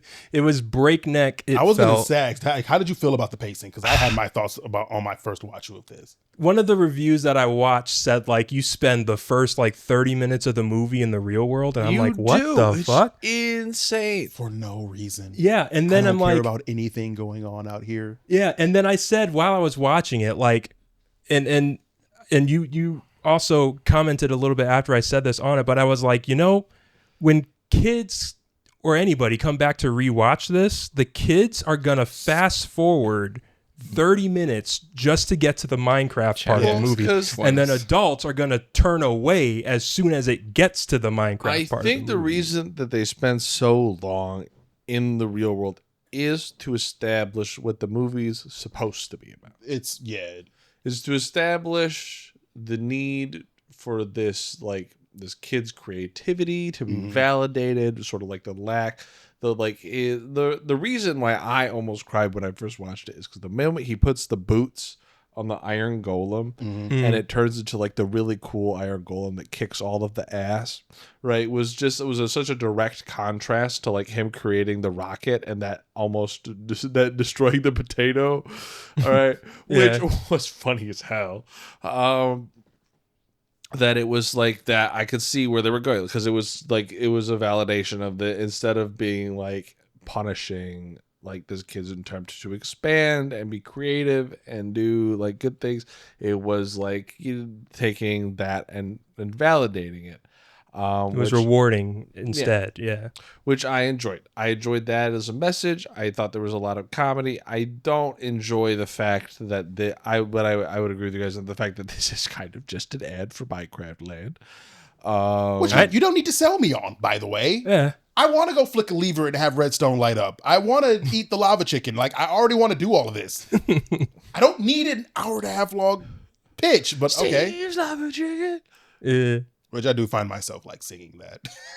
It's great. It has earworm. The fact that while I was in Nashville, one of the guys was like, "Yeah, I watched that one movie with my kid." And I just went, "Steve's lava chicken." And he was like, "Yep, that one." Yeah. And everybody throws shit. Lava. Chicken. Steak is lava chicken, yeah, it's tasty as hell. Ooh, mama, see that now you're ringing the bell. Oh my gosh. I needed to be on that shit you were on, though, because it sounds like you had a great time with them. Next time I watch it, I will probably watch it high. Might be this Friday. But, like... I can get you on it, babe. We can. if you want, all you got to do is ask. All you have to do literally, is ask. there's... Fair enough. There's so much drugs in this house right now. There's like, what do you want? Really, is the question. The only thing, allegedly, Hunter. I mean, we even have fucking alcohol. We have basically everything available right now. We got booze. We got methamphetamines. We got beans, greens, potatoes, tomatoes, lamb, acid, got ecstasy. That gets stuck in my head all the time. I was just driving down the street like beans, greens, potatoes, tomatoes, lamb, ham, crawl. We do not have that many drugs in this house. Calm down, feds. No. I was going to say, feds? We're kidding. We're kidding. Everything that we have is legal locally. Is legally obtained. Unfortunately. We are kidding, fed. We're kidding. Everything we had was bought legally. It is totally on the up and up. You just have to worry about me wanting to do socialism. That's all you have to worry about. Yeah. It's legal to buy in Mexico. It's probably not. Your Honor, I obtained these legally from a foreign nation, okay? Just because I got them in here and you didn't know about it doesn't make it not for the legal. president. It's a gift, Dom. Do you want to pay $400 million in taxpayer money? Yes. For this clearly a quid pro quo bribery? Yes, I do. With the resources of the nation, I would like the head of the nation to not be receiving I would like bribes. for us not to just like pretend like we even fucking needed this to begin with. Air Force One is probably one of the most well taken care of, well maintained aircrafts on the face of the fucking planet. You do not need a new one every fucking year just because you are rich and you pal around with rich people. I mean, I don't give a fuck. This country is going to hell. I mean, in his words, I mean, what are you supposed to do when they offer to give? I mean, I could. The legal thing would be the answer. No. I could give him $1 billion. I could give him or 400 million, whatever it was. Or but you could just give him a polite no. Thank you so much. Yes, thank you. In his words. Every day it's something fucking new. We are only halfway through the first year of the term. So vote. Or don't, actually. Or don't. Honestly, at this point, I want this shit to burn. But oh wait, no, we can't say that because they've started. Did you hear about Hassan Piker? I saw his video and I thought about watching it, and then I didn't want to be sad. Don't watch it because you will be sad, but it is as bad as you think. We're at the point of imprisoning and interrogating political opposition. Well, not political opposition, but like just dissenting opinion. We're at that point now. Yeah. Well, extremists, you can't let them. I mean, it's all under the pretense They're that literally arresting political figures. They arrested a fucking mayor. They have now arrested a mayor. We're at that point. Because he was protesting using his First Amendment right. We are fucking speed running fascism. All because he's saying we're under attack and we're being invaded. Yeah, the only thing under attack is his fucking ego. And that's it. Well, they're inventing and they're inventing new, loopholes. Anyways, we should probably go there. So, anyway, Minecraft movie. Minecraft movie. Well, it's not the most unenjoyable If this came out in 2005, I would have loved it. This would have been fantastic. This would have been fan-fucking-tastic. I mean, shit, if this even came out in like 2012. Yeah. Like this would have probably been fine. As soon as Minecraft became a thing, if this drops. Right. Well, I guess that would have been about that time, right? But yeah. There's an error. It's really frustrating to talk about it because I'm not. Because I feel like what's changed is not necessarily like the content of the movie automatically being bad. It is the awareness as a consumer that I now have that does not allow me to enjoy this in the way that I would like it. Yes, that is absolutely it. Because it's the turn your brain off, right? When you have to say that you should turn your brain off to watch something, that you should ignore the context in which you're watching something. The first time I ever heard that phrase was in reference to Twilight. Like The series, the movie series. Yes. People were like, it was the height of when Twilight first came out, and I was eye rolling the fuck out of the movie. I was like, I'm never gonna go see this shit. But also, I was memery shit lord at the same time. But like, this was at church actually, where after service people were talking about going to see it, and I was like, how can y'all watch that? And that was the first time I heard the phrase, like, you just kind of have to turn your brain off. And like, if you don't think about it, you can enjoy it. And I was like, yeah, all right. And that's a weird, MJ. I don't know if I would want that as the quality of my movie I make. It might be a reflection of how we're currently expected to exist in society, but right. But it's like, we're now at the point of like, but like, even with that, there are movies where it's like, turn your brain off, you'll have a great time with this. This is not that movie to me. Like, this is like, well, like if you're watching, what is it? It's not the tire. It's rubber. Rubber. If you're watching Rubber, right. Like you turn your brain off at the wacky hijinks of how the fuck does this tire kill people? How do you get a sentient tire to do the shit that it's doing? And it's like, turn your brain off and don't think about it. Like, don't think about it because you're gonna ask a lot of questions. Whereas this movie is like, you just have to ignore the bad, like ignore that it's bad and it'll be good. And that's what people are basically going like, I think me and you both probably watched the Hank Green video where he was like, I went to see with my kids and I just chose not to think about it. And I was like, you know what? That's fine. Like, if I chose to enjoy it, I chose to enjoy my time with my children, with the audience. Like, that makes sense. It's very much you can't turn your brain off. You just have to choose to enjoy it kind of movie. Yeah, and I think from that perspective too, it's a little different when you do have kids and that's like their thing, and then you're like, now you have a thing with your kids to connect with them on, and it's like, oh yeah, remember when Steve did that, and when Steve did this, and you know, the whole lava chicken, like, those are your kids. You're gonna have fun talking with them and connecting with them on that level. And then you make them Steve's lava chicken. Yeah, you know, honestly, I feel like I already said, I really kind of already said this as like, if you just made these like 5-minute vignettes on YouTube, if they just made this a disjointed, like, not anthology, but like, I feel like another movie did this, but if you just remove the need for an overarching plot and you just made it like just the gang just doing shit in the Minecraft world, I would be a lot less critical of this movie. Reminds me of like Minecraft, the television series.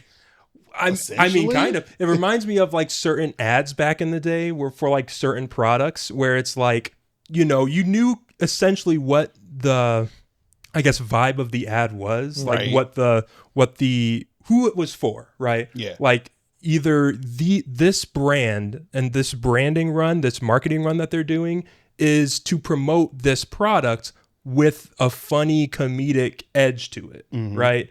I mean, I'm trying to think of what brands did this for a while, but I'm thinking of, you know, well, I guess this might be brand, but the Long Man commercials. Yeah. Oh, like, okay. Yeah. Like a lot of those were like disjointed. Where they had nothing to do with anything, but they were kind of connected in there. Longman is a bisexual icon. Yes, he is. like those had commercials. An overarching plot though.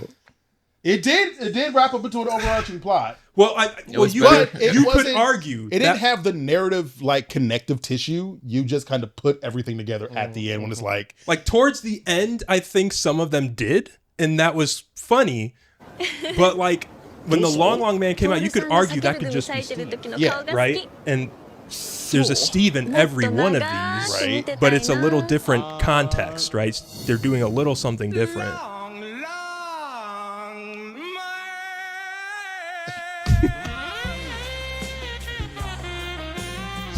Series of commercials was so dumb.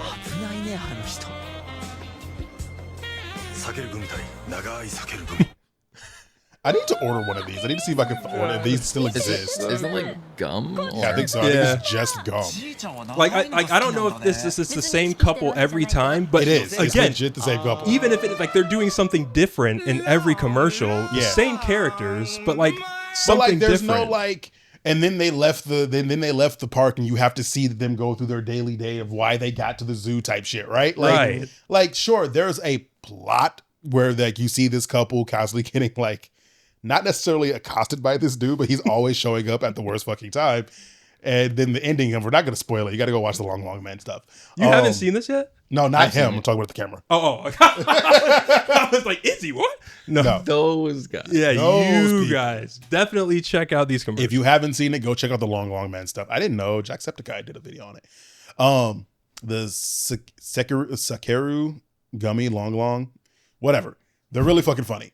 I feel like, so you know, like how they kept jumping us back to this whole thing with Nitwit and Jennifer Coolidge. I forget what principal, vice principal, which had whatever. no bearing on anything. No bearing on the It was story. No connective tissue. No need to tie it into what's going on in the Minecraft world. If you had this and you like had Malgosha doing the stuff in the Nether with the piglins just doing shit that wasn't about trying to take over the world, even though as funny as that the way that wraps up is funny. And I said it before, I fucking love Malgosha's character.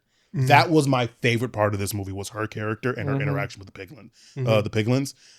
Second, a very close second, General Chungus was pretty fantastic. Like General Chungus. But I'm like, come on, voiced, dog. By the way, by the director. Yeah, really? Yeah. Nice. He was voiced by the director, which is awesome. It's such a good job. Like, people didn't like General Chungus? Yeah. Well, I mean, subverting your expectations. I was hearing some people like, and they were like, "There's a character in there called General Chungus," and I was like, "Hell yeah, General Chungus!" And the person reacted like, ugh. I was like, "What? Huh?" Like, I get it. Chungus is a really stupid meme to be pulling back up. Like, we've already done Chungus memes, but the character was really fun. What was the other thing that was kind of strange? They just like they threw the like no wait. They did. Oh, that was completely out of nowhere. You know what? That was great. The Hey Riddle cast were talking about it, and they had talked about one of their friends, and they were like, "Yeah, there's a character in it called General Chungus," and I was like, "Yeah, hell yeah, General Chungus." And they were like, really? Yeah, which is not the vibe I usually would expect from them either. Yeah, you see why I don't like it. But it was let me tell you something. Let me tell you something. Let me tell you something. The let me tell you something. Let me tell you was, like, something. Completely out of nowhere as a meme. Like, that's a. I mean, it's not out of nowhere, I guess, but it's not the thing I would expect in the script. It's one of those things where, like, if I saw it in a TikTok reel just made for like a TikTok if someone advertisement made a TikTok or something with this audio over that, right? It'd be like, okay, that makes sense. That's funny, right? And it was just separate pieces of the movie in its own small container, released out and not connected. I think it would make a lot more sense than what they tried to do, right? But do you think that maybe that was part of it, like intentionally, like they wanted that sort of like clippable content? Oh, absolutely, 100%. They just made a movie out of shorts. Yeah, like that's what I keep coming back to. Is like this felt like a bunch of smaller things put together that someone made the decision of, no, this has to be a movie. We have to put it out as a blockbuster. We need to get something out this year. Well, I was just about to say, like, how when they probably storyboarded this or whatever, it's like, okay, we have to have this moment, but then we also have to have. But I'm like, isn't that just how storyboarding works? So you keep saying putting small snippets together, but that is generally how scenes how storyboarding and works. Stories are like constructed, like in a movie. It seems like the concept of the movie did not have the hero's journey, and some producer or someone at the higher up was like, we have to put the hero's journey in here somehow. Like, we have to tell a narrative. And it's like, do you have to, though? Did you have to? Because, like, the fucking Nether's Got Talent thing, as stupid as it was, it's really funny as a moment. Like, where did that come from? Yeah, it's like, it felt like a ton of moments that were, like, enjoyable in their own right. And the second you forced them to be connected in ways, removed the enjoyment out of it. It's just nonsense. It's more that, like, the insert, you feel like less like the clips were inserted. Like, it's more that the insertion of connective tissue between the clips degraded the overall quality versus like how the moments themselves feel together. And that's why I say, like, I don't want to be super critical of the movie, but I didn't enjoy the movie because what I didn't enjoy about the movie was not like any particular scene. It was that they all had to be connected in a way that made it just degraded the experience to me. Yeah. And to that point too, I think during the movie, and you've brought it up too in a couple parts where they did the thing where they're trying to have a serious moment or dig deep into something that could be something big, you know, like, oh, they're actually tackling this because of in the a breakneck mature pace. It just doesn't land. So or because, you know, it's a kids movie and we can't let the kids get bored. Right. So while they're talking or doing this adult mature thing, there has to be something funny going on in the background. We might have talked about it the night we watched it first, but it's specifically the scene where the sister, I forget what the fuck her name is, but she's speaking with Steve and they're talking about creativity and about how like Henry and Hank or whatever the fuck his name is enjoying the world. And it's like, well, let him stay here because creativity is awesome. And she's like, well, creativity gets you fucking bullied and you mess up shit. And it's just this weird, like, and then Henry hears this and you have your whole like, oh no, the siblings are now having their falling out because she said the thing. And it's like, it happens so quickly and so with like no emotional weight to it that it's like, I don't know anybody would give a fuck about this. Yeah, like, did you need to have that? Like, here? did we need this to actually like? Did we need him to feel down to want to be in the creative world that we all want to be in already? Like, you spent the first 30 minutes selling us that the real world kind of sucks. It's not a fun place.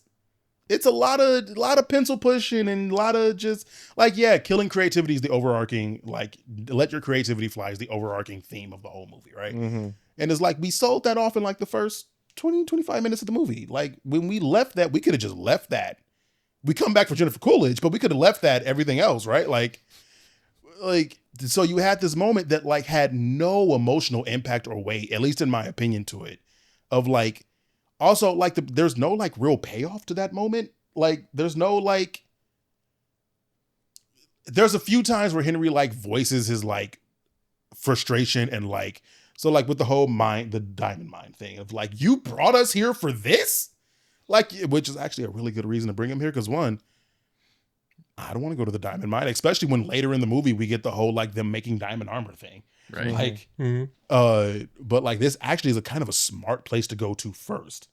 But like you do like his frustration with like, your greed is having us brought here, and which immediately gets shot down because then Jason Momoa is like, I'm broke and on the verge of homelessness, bro.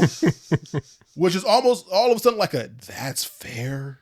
That's really fair, actually. Yeah. It's actually extremely justifiable. Yeah, that's really relatable, actually. Shit. Like a lot of those like attempts at emotional like punctures, it comes back to the thing of like, this feels like someone needed this to be a narrative, and you need to hit all of the points on the hero's journey wheel while still making it something kids won't want to look away from. Which, I mean, you say that as if most Disney movies from the 90s didn't do that already.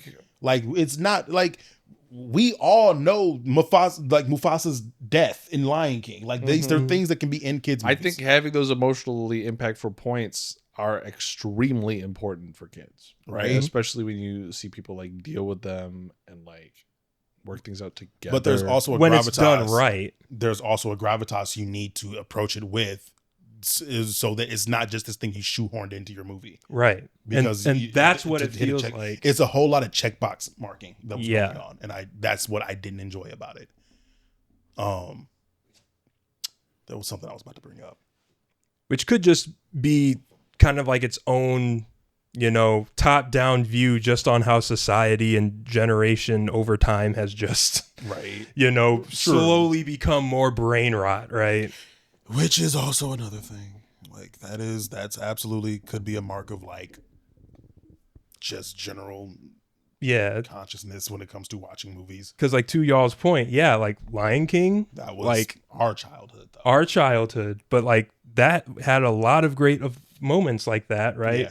What many other, you know, childhood movies that we all know and love, the classics, right? I mean, you could pick and choose. Avatar: The Last Airbender. Toy Story 3. That incinerator scene still gets me. Yeah, like has some serious moments where nothing about it's meant to be funny. And I was like 21 when that movie came out. Like, that wasn't That wasn't maybe I too wasn't that long old. ago, but like, I mean, even first Toy Story, like first Toy I think Story, all of them had some kind of element, right? Where it's like, okay, we're First now Toy Story, serious. Woody gets accused of murder. Yeah. Like serious undertones, and sometimes they're not even undertones. It's like right there. Yeah. But it's like, I don't know. It's part of the development process. Like my thing is like, if we're gonna do the siblings falling out thing and this frustrate, we don't. For the 30 minutes we spend establishing everybody's story on how everyone got to the Minecraft world, we didn't spend enough. We don't see the sister being that frustrated with her fucking lot in life. Like they're telling, it's a show don't tell situation, or like a lot of telling and no showing. It's like they're telling us that the sister is frustrated that with their mom passing, she's being forced to grow up. They very explicitly tell you this. She was forced to grow up and she's forced to be an adult before she could really be, but you don't ever see her deal with any of that. Also, what's the African American woman's name? Fuck if I know. What's her relation to anybody? She was the realtor that sold her the house. Yeah. But it was, that's it. But it was like sold, which is so confusing. Like in the will, so that's also a very thing that I was wondering in the movie. So I was like, wait, she's the realtor. How does she get mixed up in all this? Which is crazy because they could have just made her the mom's friend. She could have just been a friend of the mom, and that's it. Like, with a mobile zoo. And then she also owns. So that's your. Why is she good with animals? That's the only reason why they ever throw that in. And again, the only reason she's with everyone. The fucking mobile zoo was real dumb and the clearly random contrived. stupid shit is funny. Like, it's fine. It's funny. It's just that it didn't need. It's a movie that's trying to be more than it needed to be. Yeah. Which is the direct opposite critique of like the Mario movie, where the Mario movie, people have like when I see people do the just turn your brain off thing, they always compare it in comparison to the Mario movie. And I'm like, no, because the Mario movie. That's what we were told to do going into it by certain people and reviewers, but we realized we didn't have You to didn't do really that. need to, because it wasn't trying to force you into anything. Like, and it was a narrative. Like, I'm not saying that it wasn't a narrative or anything, but like, it was very easy to just follow the Mario movie, and it wasn't trying to do too much. And like the Minecraft movie felt like it's trying to do too much. Like it feels like you're trying to hit like certain Grammy check marks, but like, it's like, this could have just not been a movie, and it would have been better for not having been a movie. Yeah. And that's really where I come down to it. Like, if it's on, I'll enjoy it. I'm glad we didn't spend money on it, or at least any more money than we needed to. Lava Chicken's going to be earworm for fucking ever. I'm actually kind of shocked we didn't get more songs, because we got the Lava Chicken, we got the Dennis song, and then there was the Manufacturer Rock song, but that is what it is. Actually, I'd say that we only got the one song from Mario Movie 2. So, well, yeah, I guess, I don't know. I'd be interested to know what that conversation / contract was with Jack Black, between Jack Black and, I don't know how heavily involved Miyamoto was in the discussion of, the different voice actresses. Heavy influence, I guess. Yeah, I don't actors know and for actresses, contracts and shit, but like I mentioned when we talked about it on Friday, like, I feel like Miyamoto had a really big grip on, like, here's what you can do, here's what you can't do. This is how I want stuff portrayed. Like, I could be wrong on this, but it just feels like the Mario movie had a lot more creative input, direction, however you want to call it, from like the original creator. Right. Which, the unfortunate thing with the Minecraft movie in that parallel is, what creative input can you really have? They didn't even know what Minecraft was about. They gave it an ending. Yeah. They did give it an ending. Like, they didn't even know what made their game successful. Anyway, yeah. I always get so mad because they made so many design decisions like after the initial release about Minecraft that just didn't make sense with like the whole like narrative and creativity, like everything that makes it special. But I wonder how much of that had to. Well, actually, I don't know when the ending was put in, but I wonder how much that had to do with like the game theory effect. like the MatPat game theorist effect, or like MatPat and game theory as like a channel had so much effect on the FNAF series, on just the back and forth between MatPat and Scott Cawthon, basically, of the change on the narrative. But I can't imagine there was a lot. But I don't even think game theory was like on the map when they did that. When they added the at least ending? not to me when they added the ending. Yeah, I mean, game theory's been around since like the beginning of YouTube. So yeah, I know. But like when I'm talking about like, I don't think it had the. Are you talking the scroll after you beat the dragon? The scroll after you beat the dragon was weird. Or the conversation between the two. Yeah, the conversation with the two entities. But just like the idea that like they gave Minecraft an ending, that they like the introduction of EXP was bizarre. It made no real sense. Like we were able to turn it into something where it was like interesting and it interacts with the gameplay elements. But they started to treat the game a lot more like it was an RPG than it is like the sandbox game that it is. Yeah. And like there were a lot of decisions that they made around that I thought and still think are just kind of dumb. Which fair. I mean, the more I like watch like hardcore survival videos and stuff where they're doing like mega builds in their hardcore world where you have to go gather the stuff, you have to craft everything, you have to make the mob farms and shit, I kind of actually understand the appeal of it more, because it really is a like, if you want to be a true sandbox, you just would play in creative mode. Yeah, well, like there's some value to creating like a degree of challenge, right? Like in like the survivalness of it, in like the resource gathering, and about as much as honestly, even more than like diamonds and emeralds, XP becomes your kind of, for at least like a good portion of like the early and middle game, maybe even some late stage stuff. XP is really your currency to do shit. So it makes sense. I don't think I've ever really looked at. I never really thought too deeply about the changes made to Minecraft, because I don't know, it's always been this, it occupies a weird space for me. Yeah, it's just always enjoyable. That now for this, and when I started playing Minecraft, like XP was already a thing, the end fight was already a thing. I was following Minecraft when coal was new, so really, yeah, but I didn't buy it. I wasn't able to actually play it until I think well after that. Oh, okay. My family had no money and no computers. Right. Like, if coal, what did they do with? Were there furnaces before this? I say that semi-facetiously, right? Like when the whole thing in Minecraft was like you get your torches, generate into this world, you look for coal. Coal was cool. It was cool to find coal. Oh, gotcha. Right? It was like one of the two resources that you could. Gotcha. When it was just the dirt game. Yeah, I probably played it like one time back when it was like that, because people started to get into it. But that was back when it was free, right? Probably back when it was still in beta. I remember trying to convince my parents to let me buy the game because it was an early access game. Oh, wow. And it was going to rise in price when it came out of early access. But yeah. Fair. Yeah. I will give this movie a solid 3 out of 10. I think I went into it as a 3 out of 10, and I'm coming out of it as a 3 out of 10. I think I would give it more like a 6. Think so? Yeah. Despite its flaws, despite the things that I dislike about it, I think that it was funny enough. I'll see if I change my score after watching it sober, but which I don't ever think I'll actually do, unless I watch it with Erica, because honestly, I don't want to waste my time being sober on a Friday night. Come on, you can get high after. Nah, that's so much time to be not high. That sounds like addict. It's my high day. Okay, fair enough. Look, I gotta get through the week somehow. Okay, that's so much time to not be high. Just sounds like the words of an addict. I'm not gonna lie. Look, I get like 6 hours on Friday to just get blast. You're right. I have not been high. You know, if that makes me high functioning high addict, then I'll take it. That's fair. I think I'd probably give it. I'll give it probably a 4. Because I don't know, I do like some of the memes.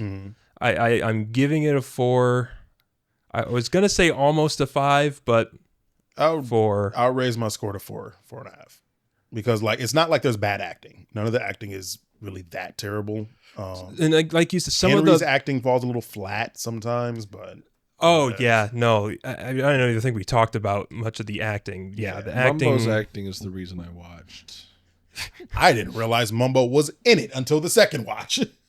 I so completely. funny. That's what I was going to bring up earlier. Actually, Oh, I had yeah, completely forgot that there were actual Minecrafters in the movie until the second watch when I realized I was like, "Where the fuck is Mumbo?" I did not see him at all. And then you realize he's at like the beginning of the movie during the whole real world shit with like 3 other Minecraft YouTubers. Mm-hmm. The other 3 I do not recognize at all. I have never heard of them. You find out that the gym guy was Etho. That would be so funny.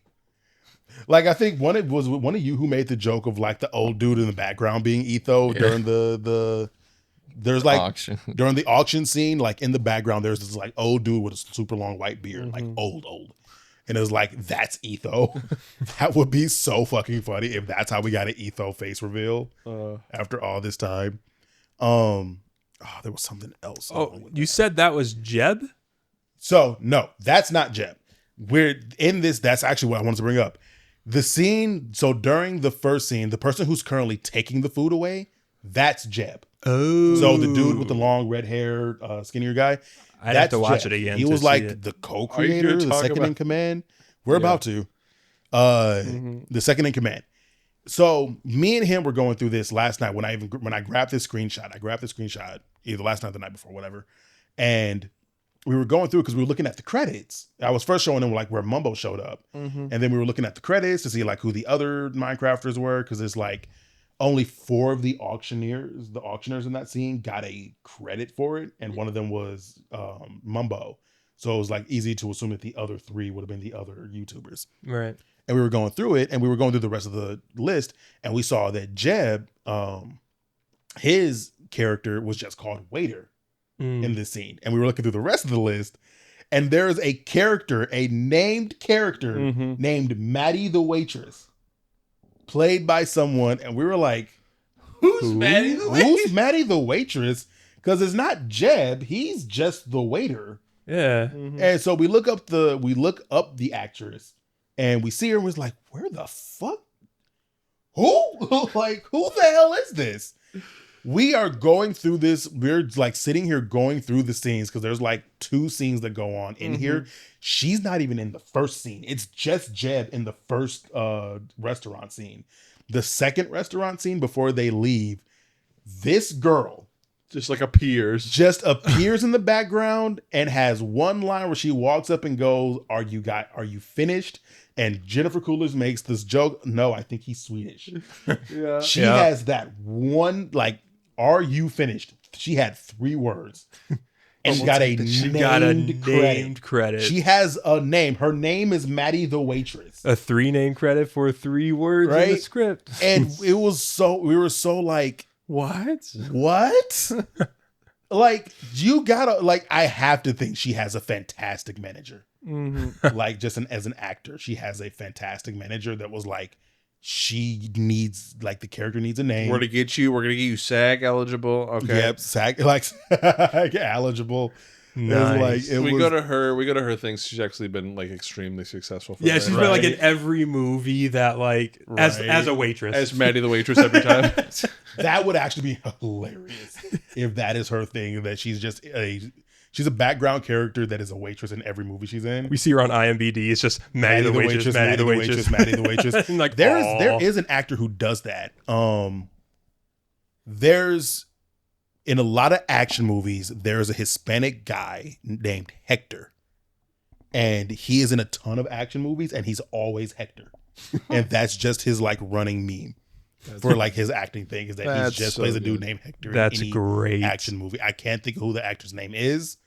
His name himself is not Hector, but it is a really funny running joke thing. What do you got to do to get gigs like that? And just tell him, nope, I am only going to be Hector one in this thing. movie. Boss, we can't get Hector. It's going to be so expensive. We need Hector. We need like, that one guy that's in all those movies. What's his name? What did he go as? Hector? Yes. Hector. We need a Hector in the movie.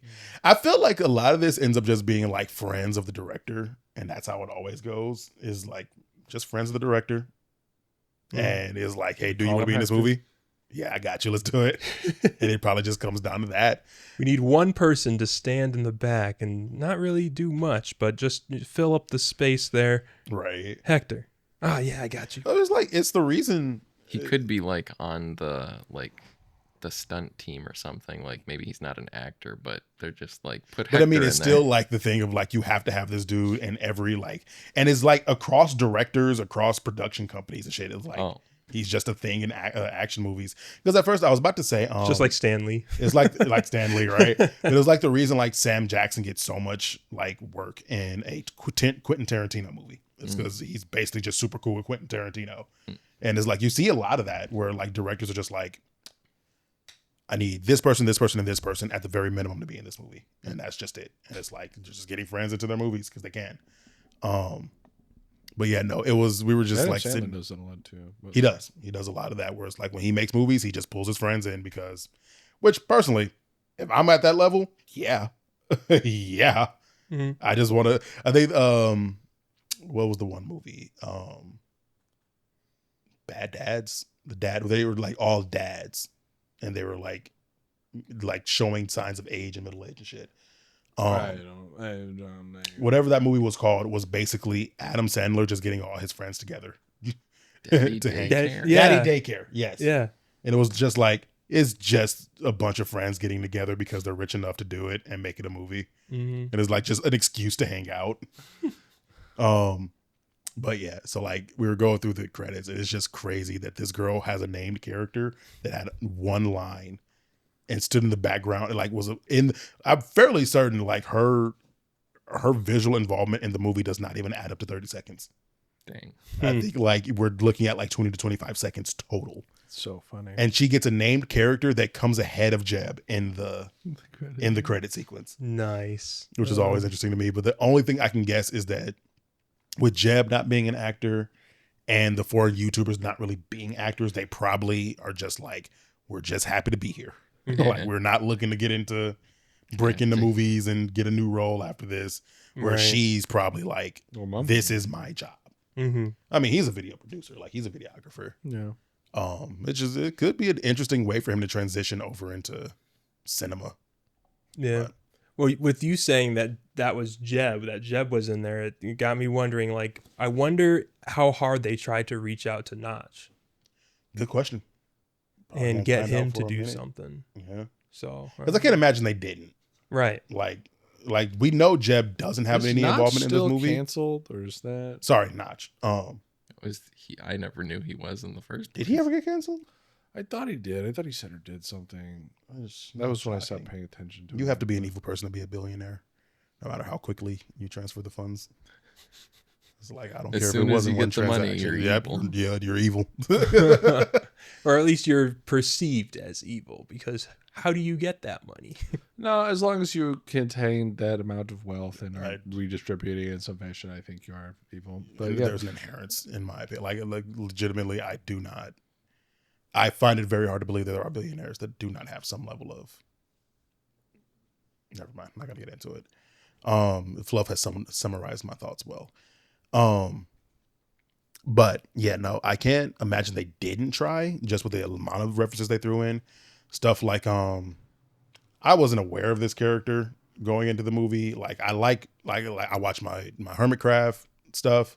I know my Mumbo. I know my Etho. I know some of the periphery characters to that, like Fall Symmetry, Sparkling Gem or Pearl, Pearlescent Moon. Vintage Beef was one I used to follow for a long time. The third Canadian that Beef Etho used to hang out with, I don't remember his name. They used to do a lot of challenge maps together. B-double-O? Not B. It wasn't B-dubs. I do know B-dubs, obviously. B-dubs, Exuma. You're thinking of... He doesn't do content. He doesn't do Minecraft content anymore. Oh, then I don't think I would know, because I came in after season 7. I came in around. Oh, okay, yeah. This was I think it was before Etho was even a part of the Hermitcraft. So this was before Mumbo was a part of the Hermitcraft server. Did he get kicked from, or did he? No, he didn't get kicked. He just stopped doing content. Did he? Is he the one who tried to come back and then they were like, actually, we decided that you're not allowed? I can't say no, but I don't think so. Did it start with like a B, like a bebop or something like that? It started with like a C. It was something. Okay, because there was somebody who because I think the original creator of Hermitcraft. Did he get like ousted? He kind of got ousted. Well, Generic I think B? he took a step back and Zuma took over. Was it Generic B? Yeah, Generic B, and then Generic B I think tried to come back and they were like, yeah, actually no, we're good. I didn't know Generic B got ousted. Or was he the? This is just what I heard because I watched a video where they were like, "We're gonna go through what happened to all the previous members of Hermitcraft." And who's the one more recently that Iskall? Iskall? Iskall 85. That's so disappointing. Yeah, that was extremely disappointing because Iskall 85. And then when he left, Stress Monster left with him. It's unclear whether or not it's in it appears to be in solidarity.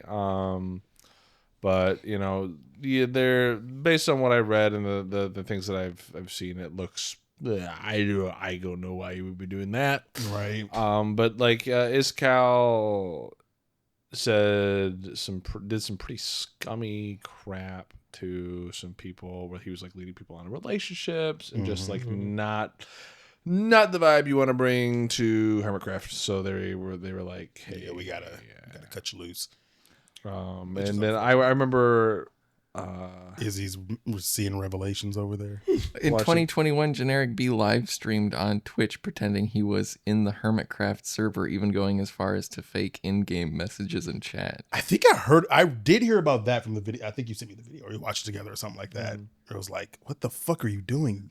See, I used to watch Generic B all the time. This sucks. He was a very, very well-known recurring Minecrafter. Yeah, so I don't know. Like, that's all behind the scenes stuff. So I'm not sure what specifically happened. I just heard that he complained about it on Twitter, and I don't know if it was that there was like maybe like a vibe on working with him, or if they just like didn't want to add, like they didn't feel like he felt fit with the community anymore, or what it was. But yeah, and then Iskall. I'm glad he's not there anymore. Yeah. Especially given the way he responded to all the criticism. I think that was particularly telling. Where, I don't know, frankly, I think it was borderline narcissistic response. It was just not, it was the biggest non-apology I think I've ever seen. Yeah. Gotta love those. Yep. Which is so unfortunate. Which really sucks for him, for Hermitcraft, for Vault Hunters. I don't think he's even involved with Vault Hunters anymore, which he was like one of the founding people of, to my knowledge. So yeah, he got pretty blown up because he was. It's a very it's not quite like Ava Chris Tyson or other sex pests. It's like not quite that. It's not the level of criminality.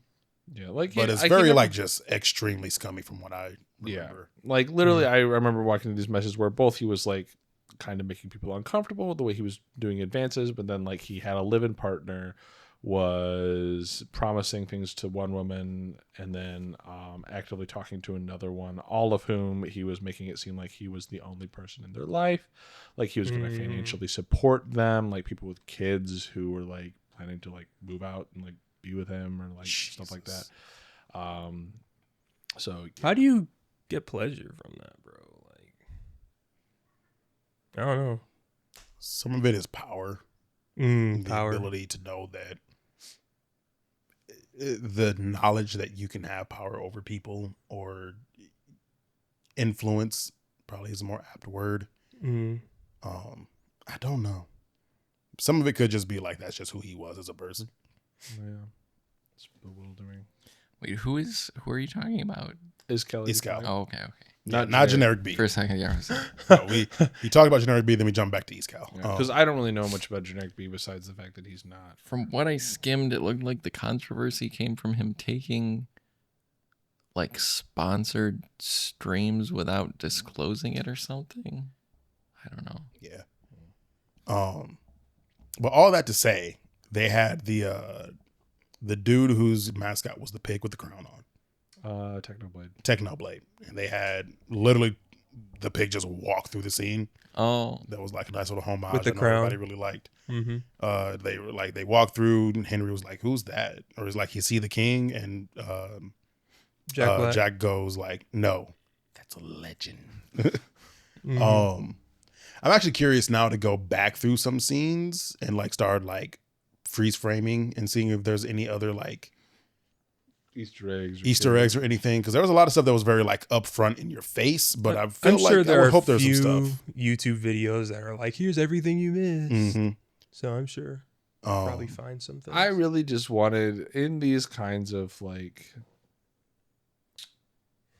any kind of adaptation we get of Minecraft, I really want the moment where some like terrifying creatures, particularly maybe like an Enderman, is like bearing down and they're about to kill, and somebody whips out a boat and just snatches them in the boat. It just fucking saves it's just the day. Sitting in the boat. Just like. Well, and that leads into like my frustration, I think, with some of this movie, because it's like, after all of the years that we've had Minecraft, right? After all of the gimmicks we've seen, after all of the silly stuff that we've been able to break the game, right, and make new mods and all the stuff that we've seen, they could have gone so many different directions with this that could have been even more of a nod to its history, you know? Yeah. And I mean, they had the YouTubers, they had Technoblade, they had history there. But I think like a lot of my frustration with it when you get into the Minecraft world is like, I don't feel like they represented the experience of the community very well when you felt like you watched it, or is that? I mean, the community, some things that you can just do in Minecraft that probably could have circumvented most of the story. It would have been nice if there was more crafting. If there was actually more mining and more crafting. More building. More building. Because a lot of what you see in the movie of builds is just Jack Black saying, oh yeah, I built that. It's a montage of him building stuff and then being told that you can build anything in this world. But we don't really see that. We see two examples of Henry making the tater launcher and then the golem that we've never seen before. That's pretty much it. The only other that's not even Minecraft related. You can't really even do that in Minecraft. And the only other things we see crafted, it's like, because there's the two angles that could have went with like, well, okay, we know that these things these things don't exist in Minecraft, but we really want to like play up the ultimate creativity angle. Emphasize creativity. Let's start creating a fuck ton of shit and like a bunch of cool stuff and seeing the crafting table stuff. I guess we do get the bucket chucks, the butt chuckets. We do get those, but we don't really get anything else after that. We don't get a lot of scenes. We get like there's the montage of Steve realizing he can build stuff in this world, and then there's the montage before the final battle of them crafting stuff and like just en masse. And it's like, where was all this in the movie? Like in the in between stuff of us getting to see like we're gonna make, like they had the fucking they had the scene after the village got attacked, where the map maker is in the boat in the water, and you see what's her face. I only feel mildly bad that I can't think of any of the women's names that isn't Jennifer Coolidge. Neither of the two like main crew ladies. Do they really? One was Maria. I mean, I forgot the names of everybody. The moment you said Henry, I was like, oh yeah, I guess that was his name, wasn't it? And then Steve, Garrett, but everybody knows Steve. I guess you're Steve. just sexist. Me, I can remember all women I've ever met in my entire life. Say them. From birth, go. Mom. That works. You got me there. Got me good on that one. But yeah, no, where the sister is like boat magic and she throws the block, and we had a chance to like learn about crafting and how you like figuring out the crafting system. Nope. Don't see that. We don't get to see Black Lady create the mushroom hut. You just wake up in it and it's like, you created this. Sick. How?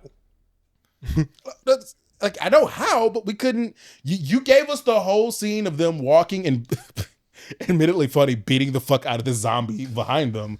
But like, we couldn't get a scene of them building the mushroom hut and her like realizing like, oh, I can do this, and like a montage or something, right? Just like you did with Jack Black, maybe. Like, right? Like we couldn't get real nods to the gameplay or this world of infinite creativity and possibility. We don't see any of it. Yeah, this is kind of random, but I just remembered the sword really bothers me that they made it this like long high man, a high resolution, yeah, like, yeah. like voxelized. That's like the iconic you buy the 3D print that looks like the pixelated sword because that's what the sword looks like. Right. Mm-hmm.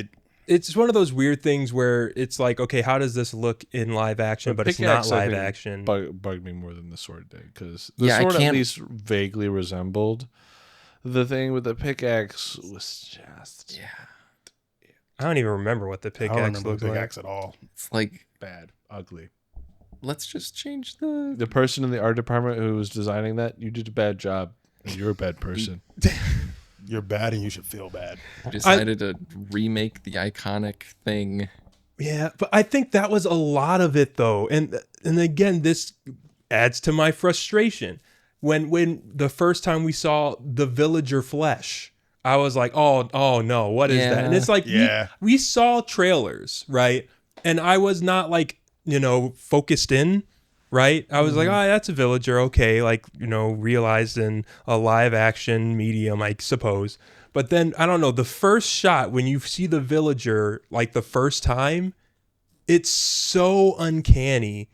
And maybe it's the lighting of the scene, but I just never got over it. Like, the skin, fleshy. I was going to say, I think it's mostly not even the lighting. It's just that they were using a flesh material.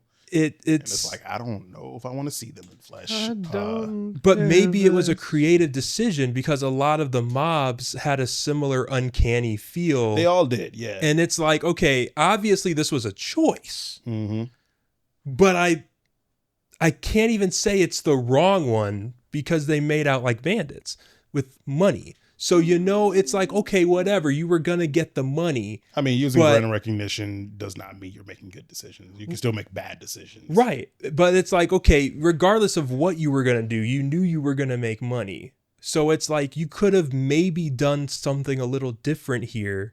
Then it goes back to maybe it didn't need to be live action in the first place because a lot of what we've seen from the community have been really, really great animated shit, right? Minecraft shit.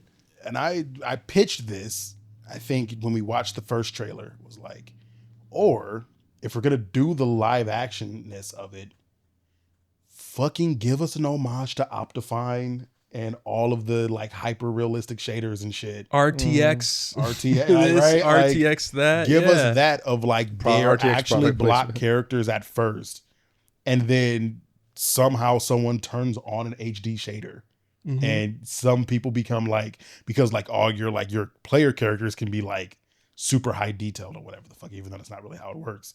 But like they do that, and then like, but the texture pack and the material packs for all of the mobs and shit doesn't look as good, but at least you have the joke of like, because it's a shader pack and you're running with whatever the fuck, right?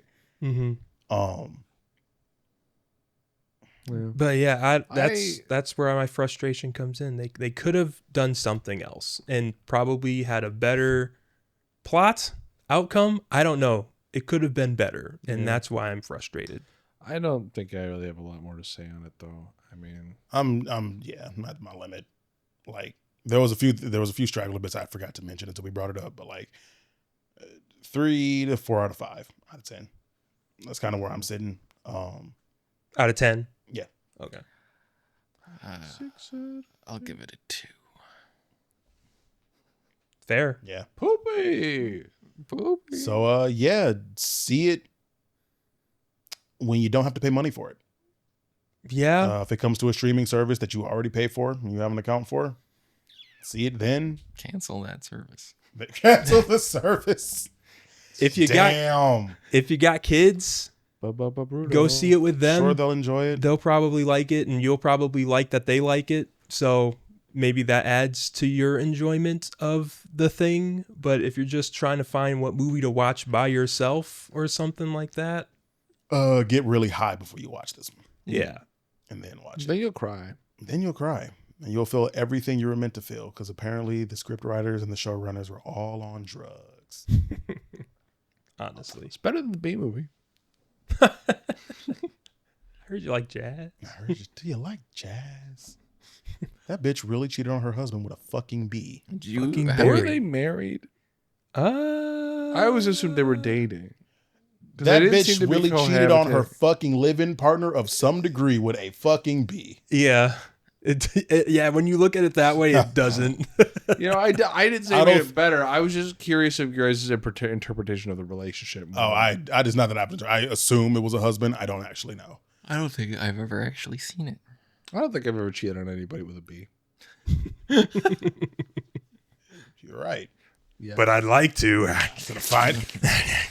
I don't think I have, because they were all before I met my current. Just like buzzing. I've had lots of bees inside of me. You step on them. Nope. Let your imagination run wild, audience. You're gonna have to deal with that now. Lots of bee stingers. Oh no, too late. In my hot foot. Nope. Don't get to fix it up now. Fleshy. What? I'm talking about stepping on bees. I know that's what you're talking about. I was talking about him sounding with them. I was talking about the bee vibrating on the clit. So like, yeah, that made sense to me. That's how they did it in ancient Egypt. Yeah, they put a bunch in a gourd. Is that really how they?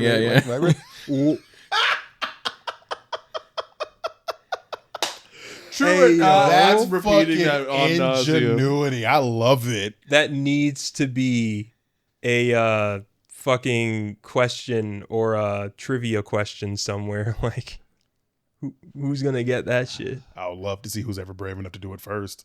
I don't know if it's. There's rumors. It's like a historical fact. That sounds like the type of thing that is so wacky, it's almost easy to assume it's true. Like a viral, perfect urban fibbage legend. question. Yeah. Urban legend, yeah. Perfect fibbage question, though. I can see that being on Jackbox. Jackbox, pick that one up.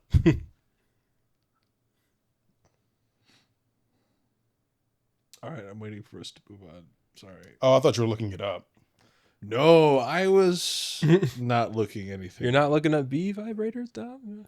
I was looking at the B movie Rule 34.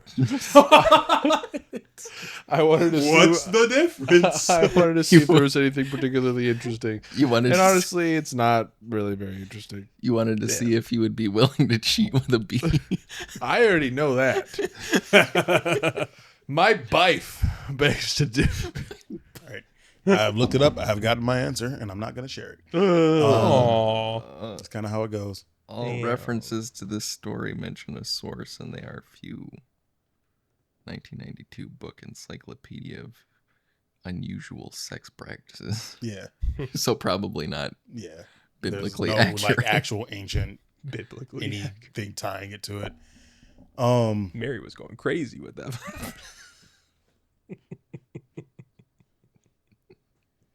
You're the one who's gonna get judged on blasphemy. Like, hey, I didn't say Jesus. That's where Jesus came from. Yeah. He was Joseph's brother's dad.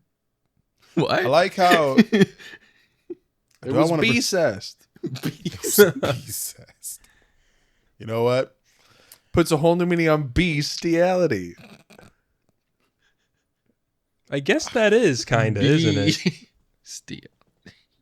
Even if it is a B. Speaking of the letter B,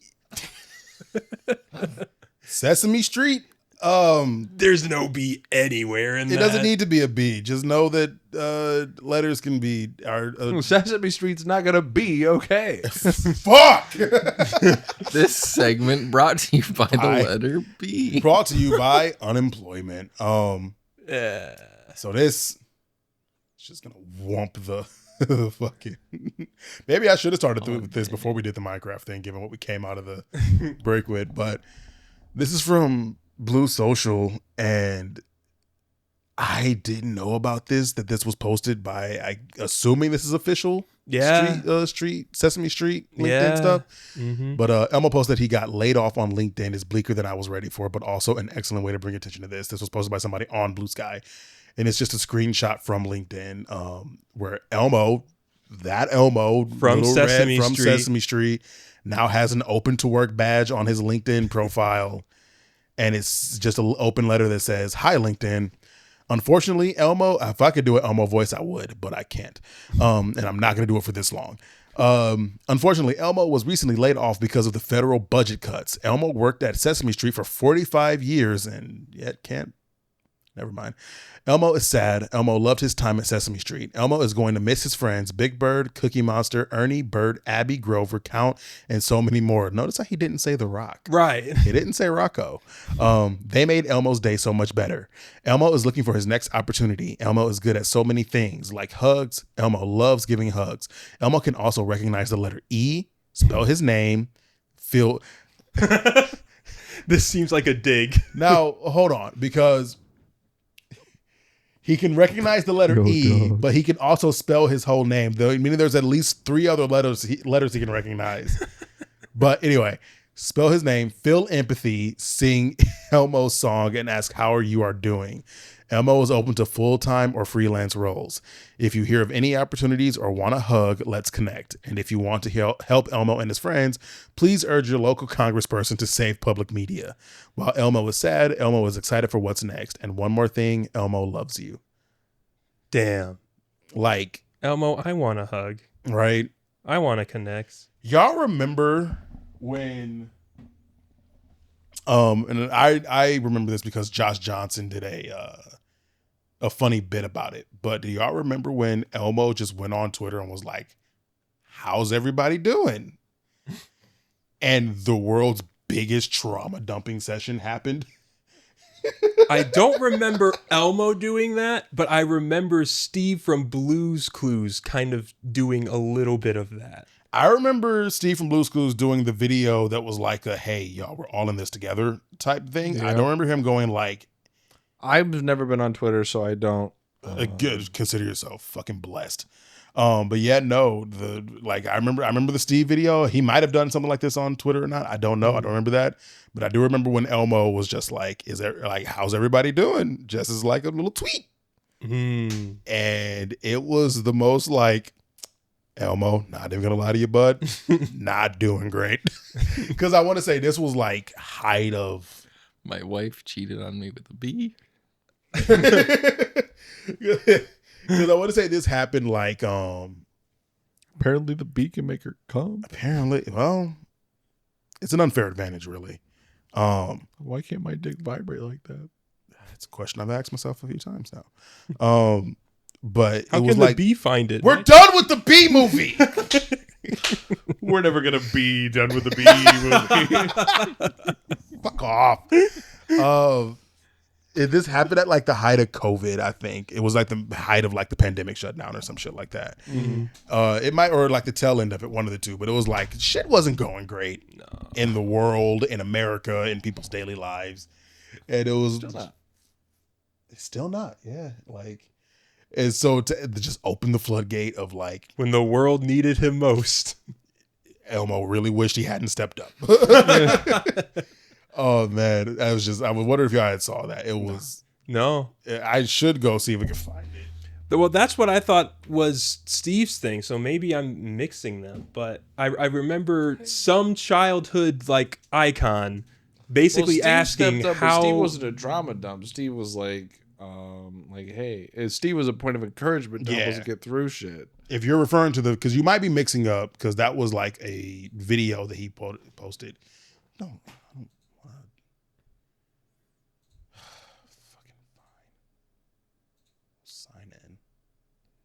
Apparently I can't see the post and the replies without it.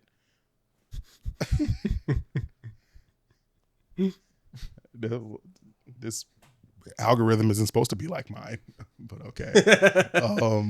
It has been like mixing algorithms, it feels, as of late. Right. I just want to see this. No, really? Oh, that's gone. Damn. Elmo was just checking in. How's everybody doing? Elmo, we are tired. Elmo, we are tired. Oh my God. Every morning, I cannot wait to go back to sleep. Every Monday, I cannot wait for Friday to come. Every single day and every single week for life. And this looks like it was in 2024. Was this 2024? Okay, then yeah, this was like end of pandemic / Wife left me, daughter don't respect me, my job is a joke. Any more questions, Elmo? Jesus, man. Among Us, the official account.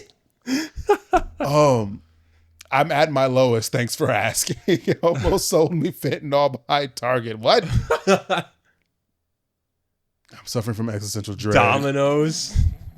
What the hell is going on? I think it has to be because why? What the fuck? Yeah, no, there's been a series of AI around Why is she the presenting? pizza stuff. You know, there's a horse in a lot of them. Nice. This fucking blunt. Where the fuck? I'm not gonna do this to you, Elmo. I'm gonna hold it in and let you keep your peas. How's Zoe's pet rock, by the way? Fuck Rocco. Yeah, no. Ran out of milk to do the math from Oreo cookie. Damn. Damn. The world is burning, Elmo. No amount of tickles can fix this. Like, Elmo just wanted to know how everyone was doing. The answer is not great. Doing very good, Elmo. The answer is not great, but damn. It's by design. 224 million views, 222.4 million views on this. But holy fuck. Yeah, no, that was a thing that happened that I got reminded about from Josh Johnson. Yeah. It was just like, oh boy. Living is suffering. Living is suffering, and it's just getting fucking worse. Mm-hmm. Day by day. I want my taxes to go to Elmo. I don't know if that's too crazy. That's too radical. I would like my taxes to go to Elmo. I would like my taxes to house people. I would like my taxes to take care of the sick, the needy, and the wanting. Like to do what they're supposed to do. I don't have a desire to be rich. I have a desire to be well taken care of, and the people around me to be well taken care of as well. Yep. That's it. That's all I want. Mm-hmm. I have no need to hoard money and wealth. I don't know how that became synonymous with the fucking American dream. Actually, I do know how it became synonymous with the American dream. Well, it became synonymous. Well, the problem isn't that it became synonymous with the American dream. It became synonymous with moral goodness, rightness, and correctness. Yeah. Right. With worthiness, with deservedness. Yeah. Right? Like, it's not about you needing to hoard your wealth. It's about the people hoarding their wealth that need to hoard their wealth. It's about being yeah. And then I got pushed into the political scene, which also got pushed into the religious scene. Well, I think the religious and political unity have been there kind of from the beginning. I was going to say, it's been there for way longer. Like, this puritanical belief system is... I was going to say, quite literally, the creation of America had to do with taxation, which was based off, like, the monarchical rule of Catholicism and its entwinement with, like, English rule and shit. Like, it's always been around, but the starting point is just a debatable bit, but it's like, Jesus fucking Christ. And well, it's like an ideological lineage, right? It's the founding of the fundamental beliefs that are ingrained into our society that we don't really even see unless we examine them deliberately. Mm-hmm. You know, but like, to bring it back to this, it's like, I haven't mentioned it on the podcast yet. I currently don't have a job. Like, I don't. I am currently unemployed. I'm currently looking for work, and boy, has the foundation, like, the landscape not been more bleak than it is. Like, this is the first time I have been looking for a job and have felt actual dread and worry about being able to find a job. Like, it's all bad right now. It's so fucking bad right now. Like,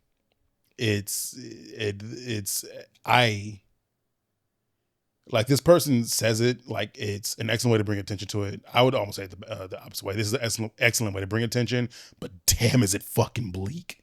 Mm-hmm. Like, damn, is this fucking bleak of, like, and just like, even like taking like the job aspect away from it, even though that is a big major part of it, like, just like the erosion of social services in this fucking country. And it's been happening for a long time, but man, did it ramp up in the last 4 months. Yeah. Holy shit, did we not realize how much not necessarily unchecked, because it is checked, but it turns out if you just ignore the checks, it doesn't matter. Like, like, how close, this is going to get into a whole different rant, but like, how close, like, how many, we're not even that many steps removed from a monarchy, apparently, because all you need to do is get people to just believe in you, and that's it, and you just become a monarch all over again. It's an autocracy technically right now. Yeah. Like, it's bullshit that there's so many stuff, like so many things getting taken away. I don't know. So what are you guys doing on June 14th? Being an upstanding citizen. You guys are protesting, maybe that's what you're doing. But anyways. Sick. Oh. So being an upstanding citizen, like I said. But yeah, no, like is Sesame Street in any actual danger of being removed along with PBS, or is this like a bringing awareness to using a platform to bring awareness? I do think it is something that is on the chopping block. That would be, or at least of losing funding, right? Public, PBS is a public media, and if you don't have public media, no money funding it, then it would have to be bought by or someone sold private. Yeah, someone would have to. Time Warner snatching up that Sesame Street like they've wanted for sale. I think they actually had Onion.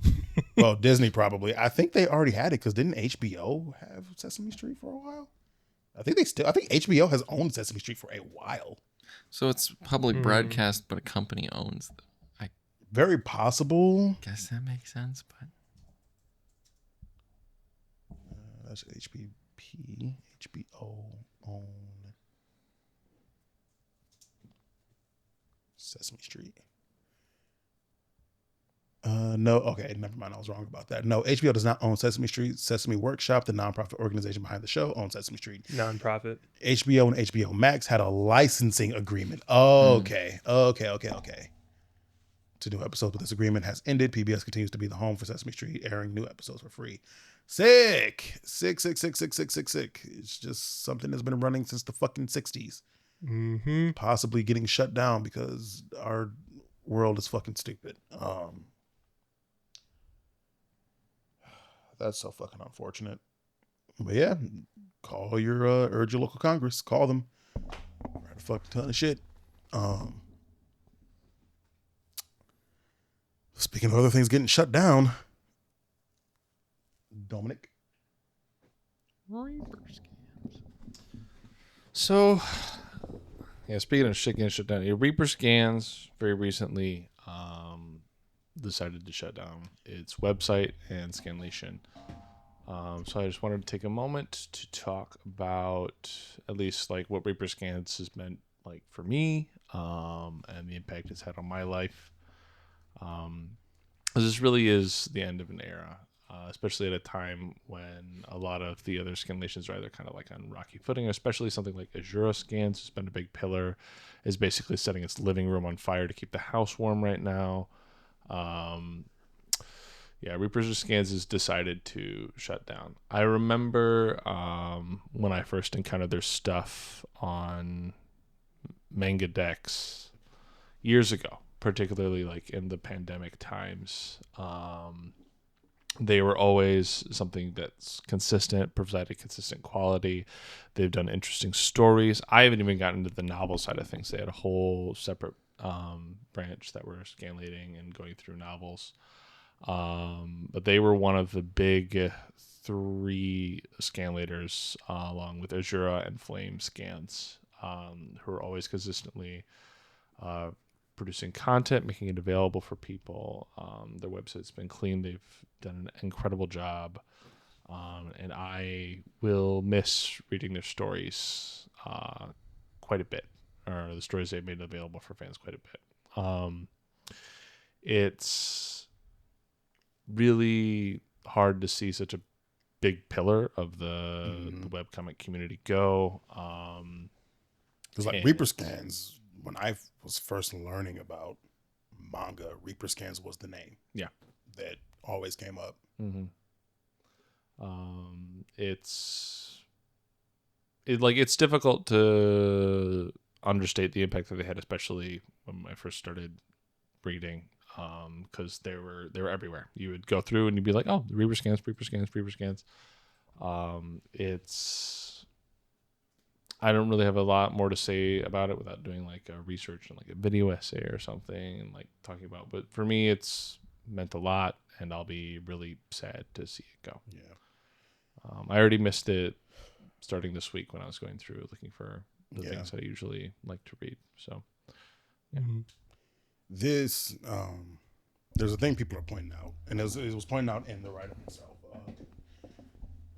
Why something like this even existed in the first place was if this team hadn't started taking manga and translating them into English, we would never have gotten them. We would just never have gotten. There's like a lot of manga you would just never have gotten in English just because whatever reason the publishers or whatever the fuck just decided it wasn't worthwhile. And I get it back in like especially the early days before like manga's popularity exploded in the West, right? There was no real reason to put the money into doing that. And you see this in video games as well, where there's a lot of like fan translated games. Like we still don't have an official Mother 3 release, or Earthbound, as you would know it as Earthbound. Mm-hmm. There's still not a Mother 3 release, an official English release of Mother 3. Or if we have one, it just okay. Let me little bit of mid episode research, so I don't say something stupid. Do a fake fact.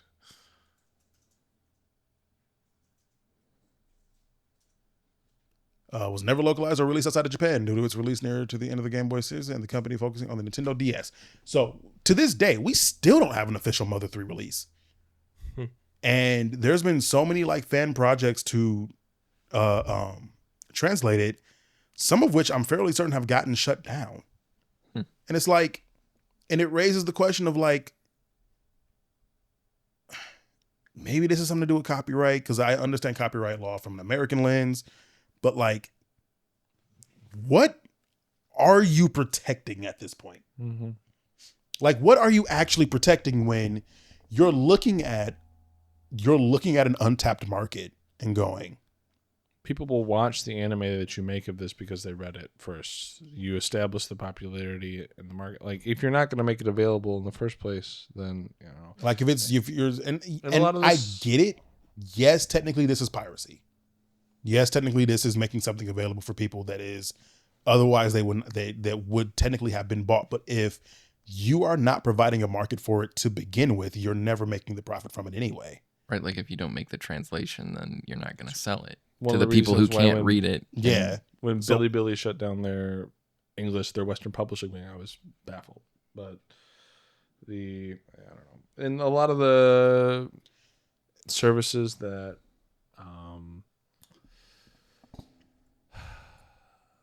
claim this show are making this stuff available operate more like a free-to-play game than like an actual like place where you would be willing to spend your money, like, right? Because purchasing or paying for digital content is such a crapshoot.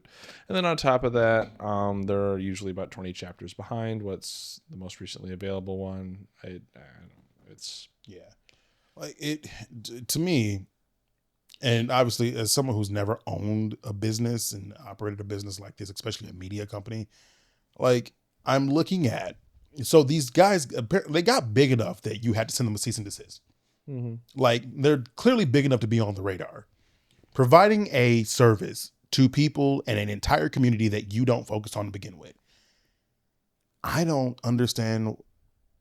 And this is complete ignorance and probably a pipe dream, but it's like, why not just roll them the fuck in and make it a official service by a crew of people that are already doing it? Yeah.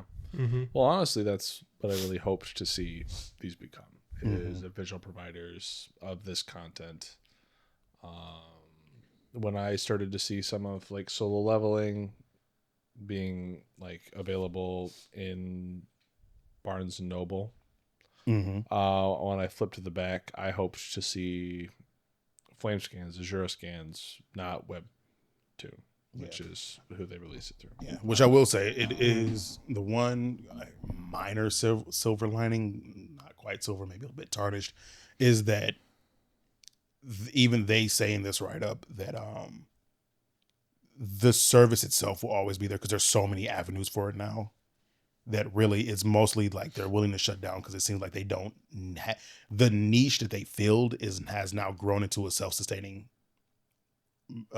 sector that they don't need to keep upholding and dealing with this with the cease and desist. So now they can actually put the mantle down and let kind of know that it's going to survive on its own. But which makes sense with some, especially when you're doing this for the sake of the community, right? Probably because like I think Reaper Scans in particular, I think had almost no ads on their site. Yeah, right. And the income they made, I think, came from people who were paying for early access to the web, novel stuff, and like maybe some occasional AdSense. But it's hard to even get AdSense on a lot of these sites because they're technically piracy.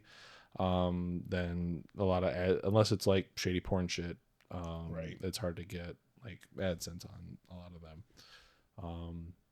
It's always a fascinating balance, but you know, it's gonna be hard to see him go.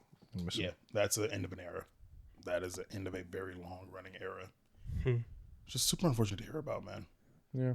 How long ago was this announcement? I believe it was last week. I think Friday. I found about it, I think, on Saturday or Sunday.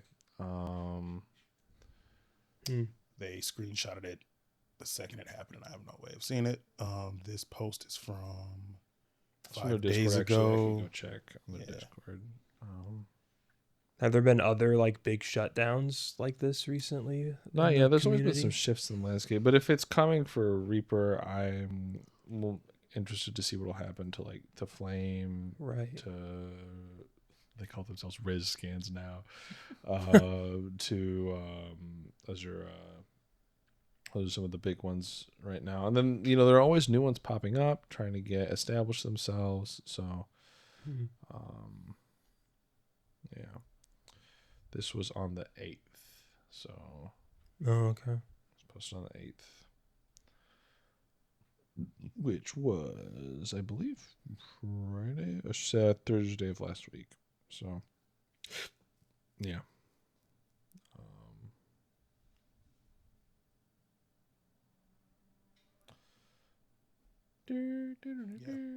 Star Wars. That's not a funeral march. But yeah. So, I don't really have a ton else to say on that, at least not at this point. There's not a lot that has to be said. Just rest in peace, Reaper Scans. That was like I said, even not really knowing like the community of Scanlation, I knew Reaper Scans because that was any manga that I read. They were the ones who did the translation, and so it sucks to see him go. But it's gonna suck to see us go because that's it for us tonight. Sorry to end things on a bummer. But hey, that's how we do. No, it's not. No, it's not. It happens. That's life, though. It is what it is. Get some highs and you have. We have some books to talk about next week that I've been enjoying. So sick, tasty, nice. I will have something to talk about next week. I don't know. I fucking wing it every week. Same, pretty much whatever comes across my feed that I'm like, ooh, that's news. Actually, I need to check the Nintendo Today app because I don't think we've had any more news on the Zelda movie in a while. Really? Yeah. Speaking of someone that is a little trigger happy when it comes to taking down things. It's been interesting. Still no hope on a Switch 2. Yeah, I've been looking at. I've not gotten an email from the thing yet. No, I haven't pulled the trigger on my PS5 yet. I think at this point I'm just. So we are a little under a month away from release. Maybe I'll go camp out at a GameStop or something and see if it's possible. But at this point, I think I might just accept that I'm not getting one. At least not right away. At least not right away. Or pre-order. Right. But which might not be the worst thing, but it might not be. I have better things to worry about. If anything, you could probably camp out on the day it releases officially. That's what I mean. Yeah. On release day. But also I'm not that gung-ho. I want to be able to play Mario Kart on launch, but if I can't, I know there's going to be a fuck ton of other people who are going to get it on a different launch day. Which I keep seeing articles about like, oh man, we didn't know it was going to be, the reception was going to be like this. Like, fuck what do you mean? You knew. Let's not pretend like, oh wow, people are buying the Switch too. Like you knew. Let's not do that.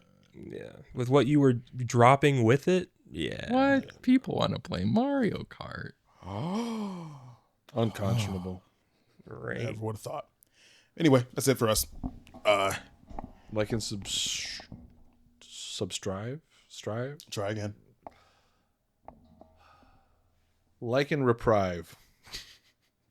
All right, we'll take that. 5 stars. Follow our Patreon. It's still currently only $1 with like slowly getting content up there, but it's still going. Anything else before we go? No, I don't think so. Stay gay. Peace. Love you guys. Bye.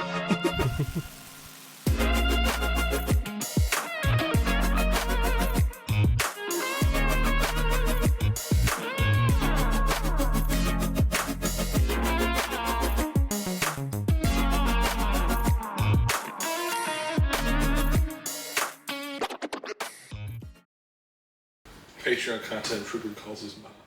Hey, Mom.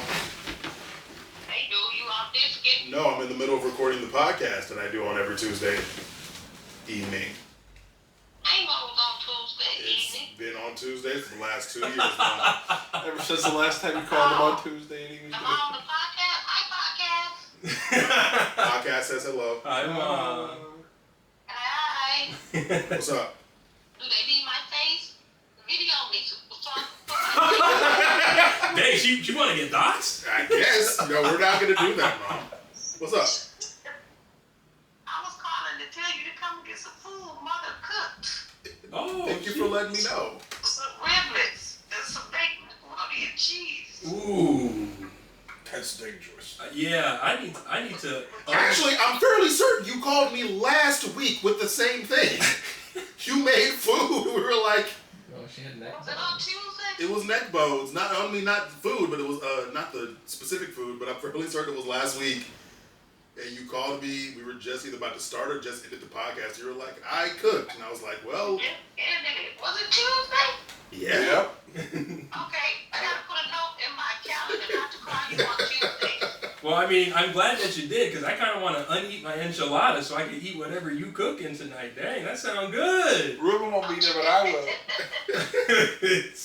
You see what I mean by Kenton sounds just like Tiger? Macaroni and cheese. All right. I'll probably stop off tomorrow, Yeah, maybe. see, I try to be nice to my noodles and he won't put me on the podcast. I'll put you on the podcast. Do you want to talk on the podcast? You could be a guest. I don't know if you want to be on. I don't think you want to be on this podcast, Bob. You know this podcast. Okay. All right, dude. I'll do a special podcast with you and Dad one day, okay? Oh. Okay. Or yeah. I will. Or for your, one of your YouTube videos. We're going to get you all the views. Hell yeah. Me, heck yeah. Okay. You mean heck yes. Heck yes. But all right, Mom. Thank you for letting me know. All right, dude. Y'all have fun. See you guys. Thank you. All right. Love you. See you, Mom. Okay. Love you, dude. Bye-bye. Have a guys. Good night. See ya.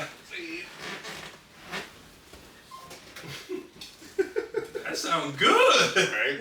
Yeah. She must have just cooked. She's been supposed to make biscuits and gravy for me and my dad for the last like 2 weeks. And she's making everything else. Yeah. I would have deep, passionate, and intimate sex with biscuits and gravy. I was. Huh?